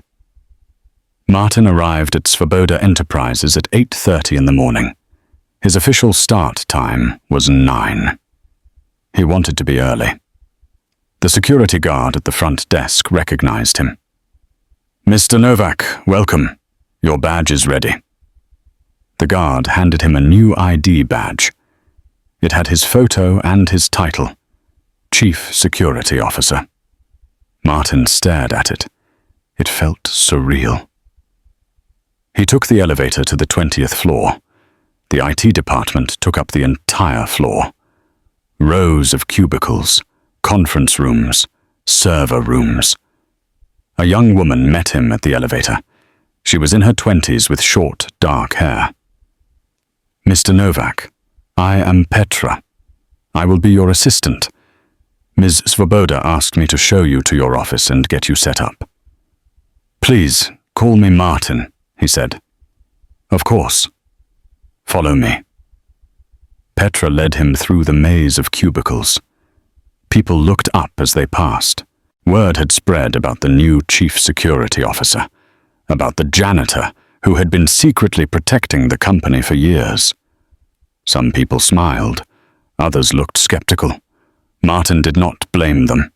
His story sounded impossible. Petra stopped at a corner office. It was not as big as Katerina's office, but it was impressive. A real desk, a computer with 3 monitors, a window overlooking the city. "This is yours," Petra said. "Your computer is already set up with full system access. Your credentials give you authority over all security protocols. If you need anything, just let me know." "Thank you, Petra," Martin said. He entered the office slowly. He set his bag down on the desk. His desk, in his office. He sat down in the leather chair. It was comfortable. Much more comfortable than the milk crate he used to sit on at the restaurant. There was a knock on the door. A man in his 40s stood there. He had a beard and glasses. He looked familiar. "Mr. Novak? I am Lucas. I head the development team. I wanted to introduce myself." Martin stood and shook his hand. "Please call me Martin." "I have to say, Martin, we are all a bit shocked. And frankly, some of us are skeptical. The idea that a janitor was secretly improving our code for 3 years seems far-fetched. I understand, Martin said. I would be skeptical too. But Ms. Svoboda believes in you, Lucas continued, and she is not easily fooled, so I am willing to give you a chance to see what you can do. That is all I ask, Martin said, a chance to prove myself. Lucas nodded. We have a team meeting at 10. Security review. I would like you to attend. See how we operate. I will be there, Martin promised. After Lucas left, Martin sat at his desk. He logged into the computer. The system opened up before him. Full access, every database, every file, every line of code. For 3 years, he had been sneaking around, hiding, working in secret. Now it was all open to him. He could do his work in the light. He pulled up the security protocols. He started reading through the current systems. He found 3 vulnerabilities within the first hour. Small things, but things that could become big problems. He made notes. He would bring them up at the meeting. At 10 o'clock, Martin went to the conference room. The development team was already there. About 15 people. They looked at him with a mixture of curiosity and doubt. Lucas started the meeting. Everyone, this is Martin Novak, our new Chief Security Officer. He will be overseeing all security protocols and improvements. There were polite nods, not much warmth. Martin did not expect warmth. He had to earn their respect. Lucas went through the agenda. Current projects, timeline updates, budget concerns. Martin listened carefully. He was learning the rhythm of how this team worked. When Lucas asked if anyone had concerns, Martin raised his hand. I have been reviewing our current security protocols. I found 3 vulnerabilities that need immediate attention. The room went quiet. One programmer, a young man with long hair, scoffed. You have been here 3 hours. How could you possibly have found 3 vulnerabilities that our entire team missed? Martin stayed calm. I have been studying your systems for 3 years. I know where the weak points are. He pulled up his laptop and connected it to the projector. The screen showed lines of code. This is your authentication system. The password encryption is strong, but there is a flaw in how password reset requests are processed. An attacker could exploit this to gain unauthorized access. He pointed to specific lines. See here? The system sends a reset link to the registered email, but it does not verify that the request came from that email. Someone could request a password resetted for any account, intercept the email through a man-in-the-middle attack, and gain access. Lucas leaned forward. Is that actually possible? I tested it on a dummy account this morning, Martin said. It took me 12 minutes to break in. The room erupted in discussion. The programmer with long hair was now studying the code intently. He is right, he said slowly. I cannot believe we missed that. Martin showed them the other 2 vulnerabilities. Both were equally serious. By the end of his presentation, the skepticism in the room had shifted to respect. These are significant finds, Lucas admitted. How long will it take you to patch them? I already wrote the patches, Martin said. They just need to be tested and implemented. I can have them ready by end of day. Lucas smiled. Welcome to the team, Martin. Officially this time. After the meeting, several team members approached Martin. They introduced themselves properly, asked questions about how he learned to code, shared their own stories. The programmer with long hair, whose name was Philip, shook his hand. I apologize for doubting you. That was impressive work. No need to apologize, Martin said. Skepticism is healthy, especially in security work. Martin spent the rest of the day implementing the security patches. He worked steadily. The code came easily to him. It always had. By 5 in the evening, all 3 patches were tested and deployed. Lucas came by his office. Those patches are solid, clean code, efficient. You really know what you are doing. Thank you, Martin said. This is what I love doing. Can I ask you something? Lucas said. Why did you never tell anyone? For 3 years you could have come forward, applied for a position. You clearly have the skills. Martin thought about how to answer. Fear, I suppose. Fear of not being believed. Fear of losing my job. Fear of not being good enough. It is easier to hide and help from the shadows than to step into the light and risk rejection. Lucas nodded. I understand that. More than you know. I almost did not apply for my position because I did not think I was qualified. Imposter syndrome is real. It is, Martin agreed, but I am learning that sometimes you have to take the risk. Step into the light. See what happens. Lucas patted him on the shoulder. I am glad you did. We need people like you here. Martin left work at 6 that evening. Normal hours. He took the bus home. Emma and David were waiting for him. How was your first day? Emma asked eagerly. It was good, Martin said. Really good. I think I am going to like this job. Did people treat you well? David asked. They were skeptical at first, Martin admitted, but by the end of the day, I think I won some of them over. They had dinner together. Martin told them stories about his day, about the office, about the team, about the work he did. He left out the technical details, but he shared the feeling of finally being able to use his mind, his skills, his training. 2 weeks passed. Martin settled into his new role. He found and fixed dozens of security issues. He implemented new protocols. He trained the team on best practices. He became a valued member of the department. But not everyone was happy about his success. Jana Benes, the HR director who had fired him, was one of them. Martin saw her in the hallway one day. She looked at him with barely concealed hostility.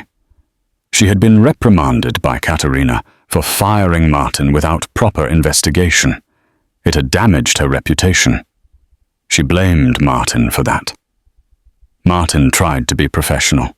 He nodded politely when he saw her, but she never acknowledged him.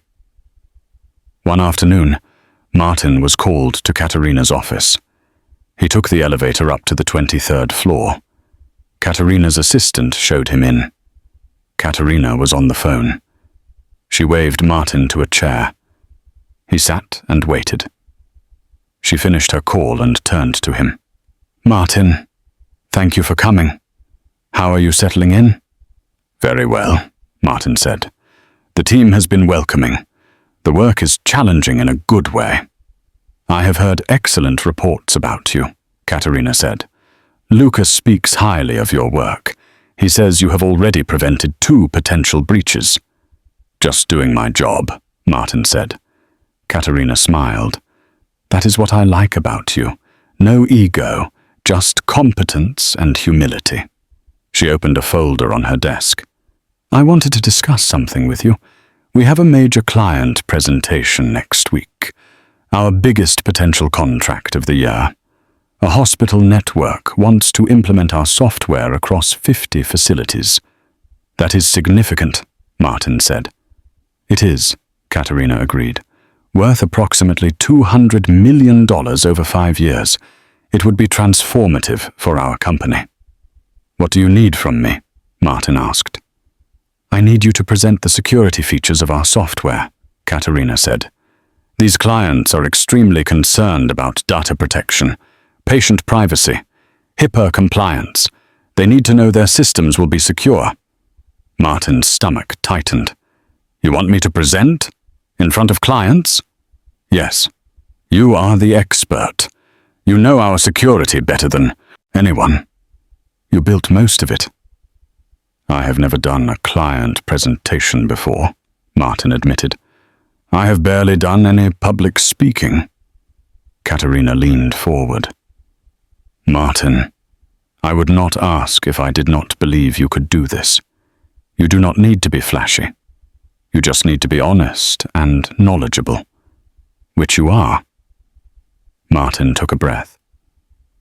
When is the presentation? Next Thursday, 10 in the morning. You will have 30 minutes to cover security features and answer questions. I will do my best, Martin said. That is all I ask, Katerina said. Martin left her office feeling nervous. This was different from writing code. This was standing in front of people. Important people. People who could make or break a $200 million deal. That evening, Martin told Emma and David about the presentation. That is scary, David said. But you can do it, Dad. You are smart. Being smart and being a good presenter are different things, Martin said. I'm worried I will freeze up. Forget what to say.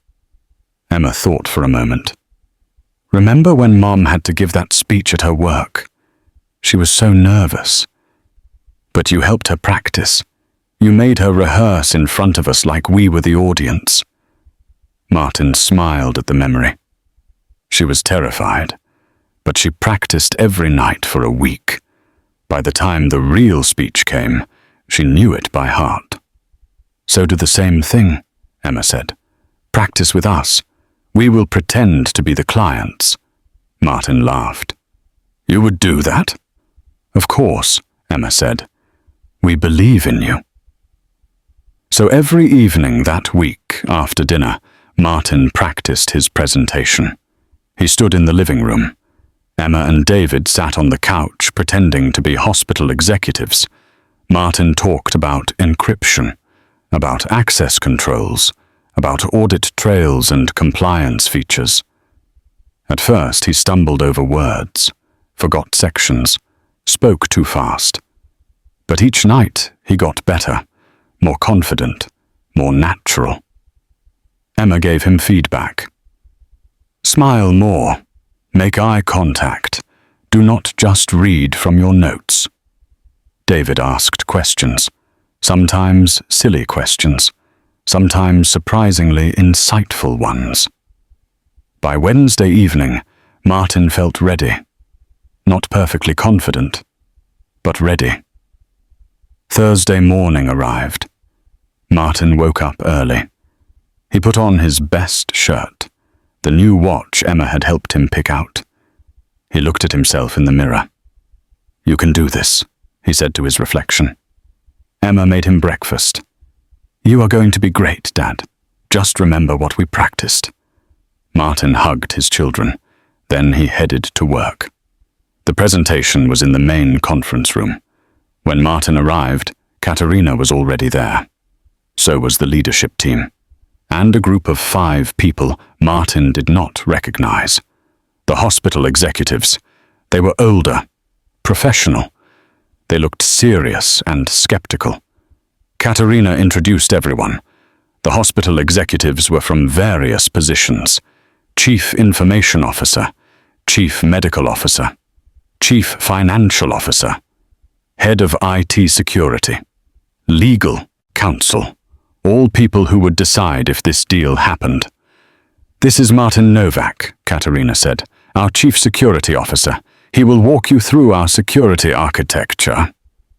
Martin shook hands with each of them. His palms were sweating. He set up his laptop, connected to the projector, pulled up his slides. The room went dark except for the screen. Martin took a breath. He remembered Emma's advice. Smile. Make eye contact. Speak clearly. Good morning, he began. Thank you for taking the time to meet with us today. I understand that security and patient privacy are your top priorities. They are mine as well. He clicked to the first slide. I am going to walk you through exactly how our system protects patient data. Not with marketing language, but with technical specifics, Because when it comes to protecting 50 hospitals' worth of sensitive information, you deserve to know exactly what you are getting. The head of IT security, a woman named Dr. Martina Kozak, leaned forward. I appreciate that approach. We have sat through too many presentations that were all flash and no substance. Then you will like this presentation, Martin said, because I built most of these security systems myself. I know every line of code, every protocol, every safeguard. He spent the next 20 minutes walking through the architecture, encryption standards, access control systems, audit logging, intrusion detection, backup protocols. He explained how data was protected at rest and in transit, how user permissions were managed, how the system detected and responded to threats. The hospital executives asked questions, hard questions, technical questions. Martin answered each one clearly. When he did not know something, he said so. But those moments were rare. He knew this system inside and out. Dr. Kozak asked about compliance. How does your system handle HIPAA requirements, specifically around breach notification and audit controls? Martin clicked to a detailed slide. Our system automatically logs every access to patient data, who accessed it, when, from where, what they viewed or modified. This creates a complete audit trail that meets HIPAA standards. He pulled up a demonstration. Let me show you a real example. This is a test environment with dummy data. Watch what happens when someone tries to access a patient record. He typed commands. The screen showed various security checks happening in real time. Authentication, authorization, logging. Every single interaction is recorded, Martin explained. If there is ever a breach, you know exactly what was compromised. You can notify affected patients within the required time frames. And you have documentation to show regulators that you took appropriate precautions. The chief financial officer spoke up. What about cost? Security is expensive. How much will it cost to maintain these systems? The security features are built into our core product, Martin said. There are no additional licensing fees. Your only costs are staff training and our standard support contract. He clicked to the next slide. More importantly, consider the cost of not having proper security. A single data breach at a hospital can cost millions in fines, lawsuits, and reputation damage. Our security is not an expense. It is insurance against catastrophic losses. The CFO nodded. He seemed satisfied with that answer. The chief medical officer, an older man with white hair, had been quiet throughout the presentation. Now he spoke. Mr. Novak, I have a question that is not strictly technical. How do we know your systems will still be secure 5 years from now? Technology changes fast. Threats evolve. Martin considered the question carefully. You are right. Threats do evolve. That is why security is not a one-time implementation. It is an ongoing process. Our team constantly monitors for new vulnerabilities. We release regular updates. We stay current with emerging threats. He paused. But beyond that, I want to tell you something about how I approach security. I do not just think like a defender.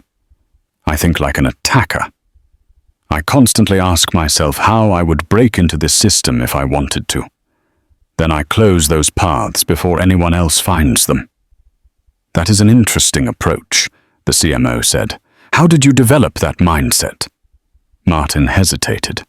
This was not in his prepared remarks, but the question felt important.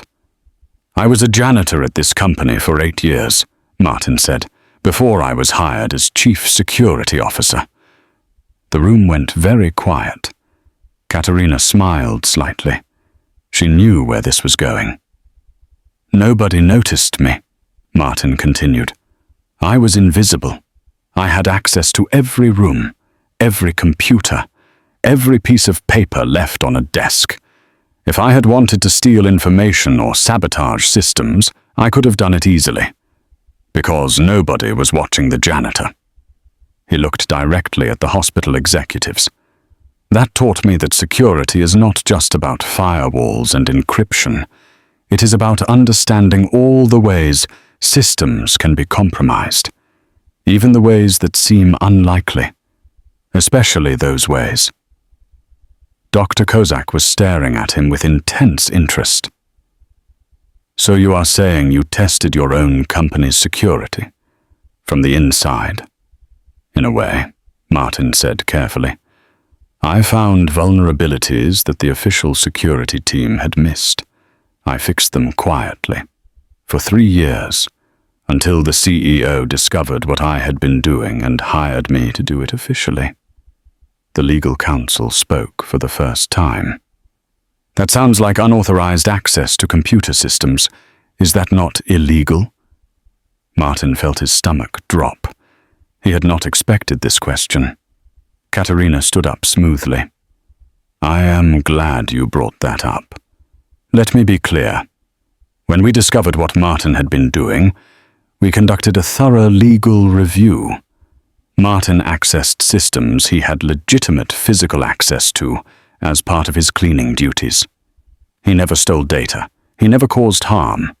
In fact, he prevented a major security breach that would have destroyed our company. She looked at Martin with respect. More importantly, he did it with good intentions and extraordinary skill. When we discovered his work, we had a choice. We could punish him for breaking protocol, or we could recognize his unique value and hire him properly. We chose the latter, and it was the best decision we ever made. The legal counsel nodded slowly. I appreciate that transparency.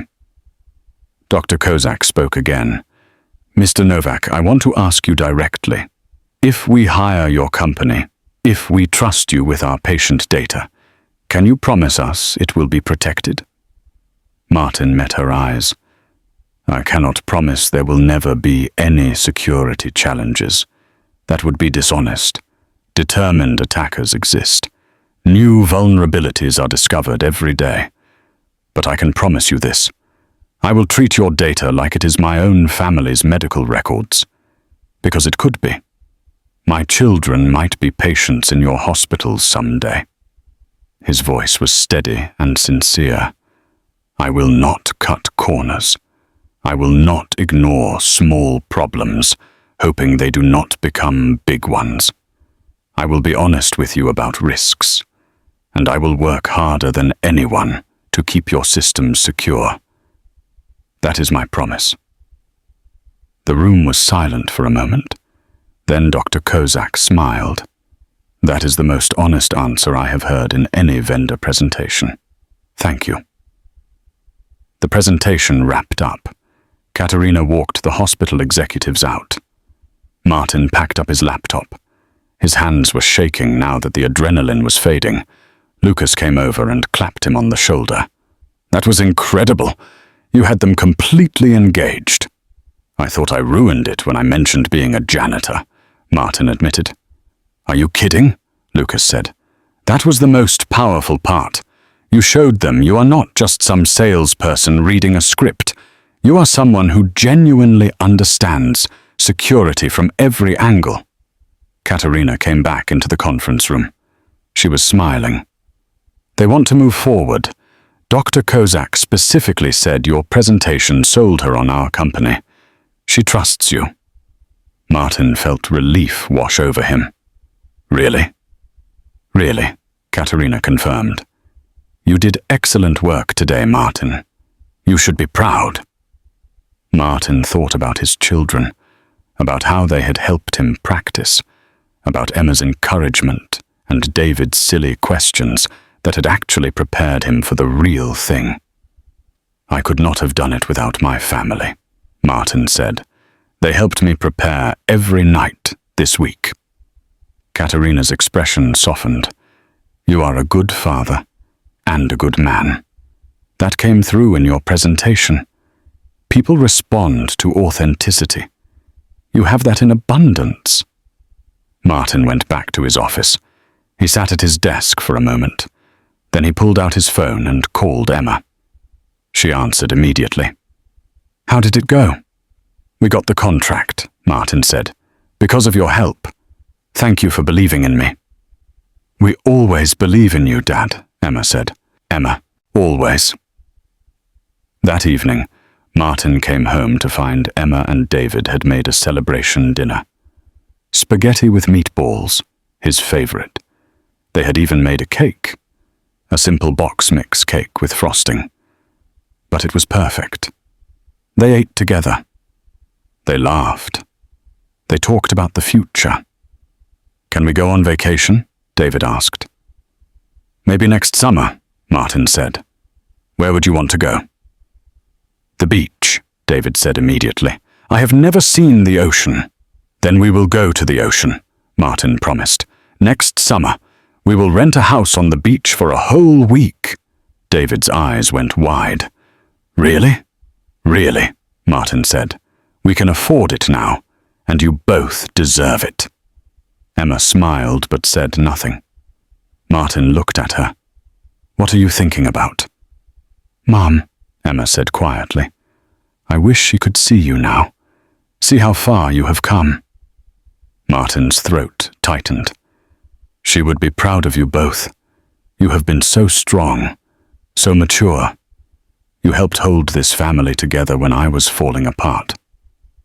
"We are a team," Emma said. "That is what families do." They finished dinner. They ate the cake. They watched a movie together. It was a perfect evening. Simple and perfect. Later that night, after the kids went to bed, Martin sat alone in the quiet apartment. He thought about the journey that had brought him here, the loss, the struggle, the fear, the desperate measures, but also the hope, the persistence, the refusal to give up. He thought about the moment when everything changed, when Katerina read his email and saw him not as a janitor, but as a person with value, with skills, with worth. He pulled out his phone and opened his photos. There was a picture of his wife, taken years ago, before she got sick. She was laughing, her eyes bright with joy. "I kept my promise," Martin whispered to the photo. "I took care of our babies, and we are going to be okay now. Better than okay." He set the phone down. Tomorrow he would go back to work. He would continue building security systems. He would continue proving his worth. But tonight, he just sat in the quiet darkness of his home and felt grateful. Grateful for second chances. Grateful for children who believed in him. Grateful for a CEO who saw past his job title to his actual abilities. Grateful to be alive and present and useful. The journey had been hard, but it had led him here, and here was exactly where he needed to be. 6 months passed. Martin settled into his new life with a sense of peace he had not known was possible. The work was challenging, but rewarding. He led a team of 5 security specialists now, young programmers who respected his knowledge and learned from his experience. The hospital contract had been signed and implemented successfully. Martin personally oversaw the security integration across all 50 facilities. There were challenges, late nights, debugging issues, urgent calls when systems needed attention. But these were good problems. Problems he could solve. Problems that used his mind and his skills. Emma finished her freshman year of high school with excellent grades. She had joined the debate team and discovered a talent for public speaking. Martin attended every debate tournament. He sat in the audience watching his daughter stand confidently on stage and argue her positions with clarity and passion. She reminded him so much of her mother. David thrived as well. He made the school soccer team. Martin never missed a game. He stood on the sidelines, cheering as his son ran up and down the field. Sometimes David scored goals. Sometimes he did not. But he was happy. He was healthy. He was a child, being allowed to be a child. That was all Martin had ever wanted for him. They still lived in the same small apartment. Martin had looked at bigger places, nicer neighborhoods, but the kids wanted to stay. Their friends were here. Their school was here. This was home. So Martin renovated instead. He fixed the cracked ceiling. He painted the walls fresh colors. He bought new furniture. He turned their small apartment into a real home. Not just a place they survived in, but a place they lived in. One afternoon in late spring, Martin received an email from Katerina. She wanted to see him in her office. Martin took the elevator to the 23rd floor. Katerina's assistant smiled and waved him through. Katerina was standing by the window looking out at the city. "Martin, thank you for coming. Please sit." Martin sat down. He wondered what this meeting was about. Katerina turned from the window. "I wanted to talk to you about something important. The board of directors met yesterday. They were very impressed with your work. The hospital contract has been a massive success. We are getting inquiries from other healthcare systems because of it." "That is wonderful news," Martin said. "It is," Katerina agreed, "and it is largely because of you. Your security systems, your presentation, your ongoing support. You have become invaluable to this company." She pulled out a document. "The board wants to offer you a promotion, Vice President of Security and Compliance. You would oversee not just our internal security, but also help our clients implement and maintain secure systems. It would come with a significant salary increase and stock options." Martin stared at the document. Vice President, from janitor to executive in less than a year. "I do not know what to say," Martin admitted. "Say yes," Katerina smiled, "unless you have concerns." "I am honored," Martin said, "but I want to make sure I can still be present for my children. They have to come first." "I respect that," Katerina said. "We can structure the role to accommodate your needs. Some travel will be required, but nothing excessive, and you can bring your family on longer trips if you want. We will make it work." Martin thought about Emma and David, about how far they had come, about the stability they finally had. "Then yes," Martin said, "I accept, with gratitude." Katerina shook his hand. "Congratulations, you have earned this." As Martin left her office, he thought about the journey, about the night he was fired, about washing dishes until his hands were raw, about his son sitting in a park with a donation jar, about how close they had come to losing everything, and about how one email, one risk, one moment of courage had changed everything. The promotion was announced the following week. Martin's team congratulated him. Even Jana Benz, the HR director who had fired him, sent a brief congratulatory email. It was not warm, but it was something. Martin moved into a larger office. He hired 2 more team members. He began traveling to client sites to help implement security systems. But he never traveled on weekends, and he was always home for dinner at least 4 nights a week. Family came first, always. One evening in June, Martin took Emma and David to a nice restaurant downtown. Not a pizza place, a real restaurant with tablecloths and multiple forks. "Why are we here?" David asked. "Are we celebrating something?" "We are," Martin said. "I wanted to thank you both for being so patient with me, for being so strong when things were hard, for believing in me when I barely believed in myself." Emma reached across the table and squeezed his hand. "You did all the hard work, Dad." No, Martin said. We did it together, as a family. And I want you to know something. Your mother would be so proud of both of you, of the people you are becoming. They ate slowly. They talked about school and summer plans and dreams for the future. After dinner, Martin surprised them. There is one more thing.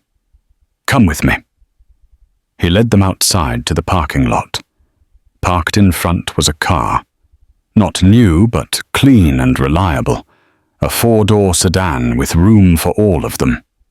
Is this ours? David asked with wonder. It is, Martin said. I bought it yesterday. I thought it was time we had our own transportation. Emma hugged him. Thank you, Dad. They drove home together. Martin behind the wheel, his children beside him. They took the long way. Drove past the park where David used to play. Past the old restaurant where Martin had washed dishes. Past the Svoboda Enterprises building where everything had changed. Dad, David said from the back seat, can I ask you something? Of course. Are you happy now? Martin thought about the question, about happiness and what it meant. Yes, he said finally.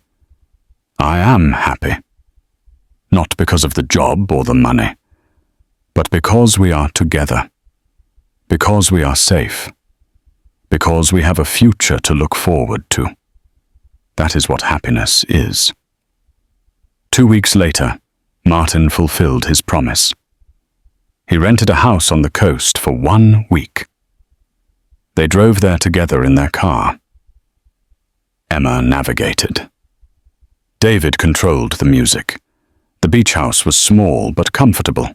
2 bedrooms and a deck that overlooked the ocean. On their first evening there, they walked down to the beach together. The sun was setting. The sky was painted orange and pink. David saw the ocean for the first time and ran toward it with pure joy. He splashed in the waves. He collected shells. He laughed with abandon. Emma stood next to Martin, watching her brother. This is perfect, she said. It is, Martin agreed. They stood there as the sun sank lower, as the sky grew darker, as the first stars appeared. Martin thought about his wife, about how she would have loved this moment, about how she would have run into the waves with David, about how she would have sat on the beach with Emma, talking about life and dreams. I miss her, Emma said quietly, as if reading his thoughts. Me too, Martin said. Every day. But we are okay, Emma said. We made it through. We did, Martin said, because of you. You held us together when I was falling apart. We held each other together, Emma corrected. That is what families do. They walked back to the house. David was still playing in the waves. Martin called to him. 5 more minutes, buddy. Then we need to go inside. Okay, Dad, David shouted back. Martin sat on the deck and watched his son play. Watched his daughter take photos of the sunset with her phone. Watched the ocean roll in and out with ancient rhythm. He thought about the year that had passed, about the fear and struggle and desperation, about the moment when everything could have fallen apart completely, about the email that changed their lives, about Katerina Svoboda, seeing him as more than just a janitor, about second chances and redemption. He thought about all the invisible people in the world, the janitors and dishwashers and workers that nobody notices, people with dreams and skills and talents that go unseen, people just trying to survive, people like he used to be. Martin made a promise to himself. He would never forget where he came from. He would never treat anyone as invisible. He would see people, really see them, because everyone had a story. Everyone had value. Everyone deserved to be seen. The week at the beach passed too quickly. They built sandcastles. They swam in the ocean. They ate seafood and ice cream.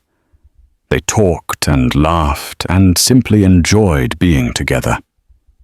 On their last evening, Martin gathered his children on the deck. The sun was setting again, painting the sky in brilliant colors.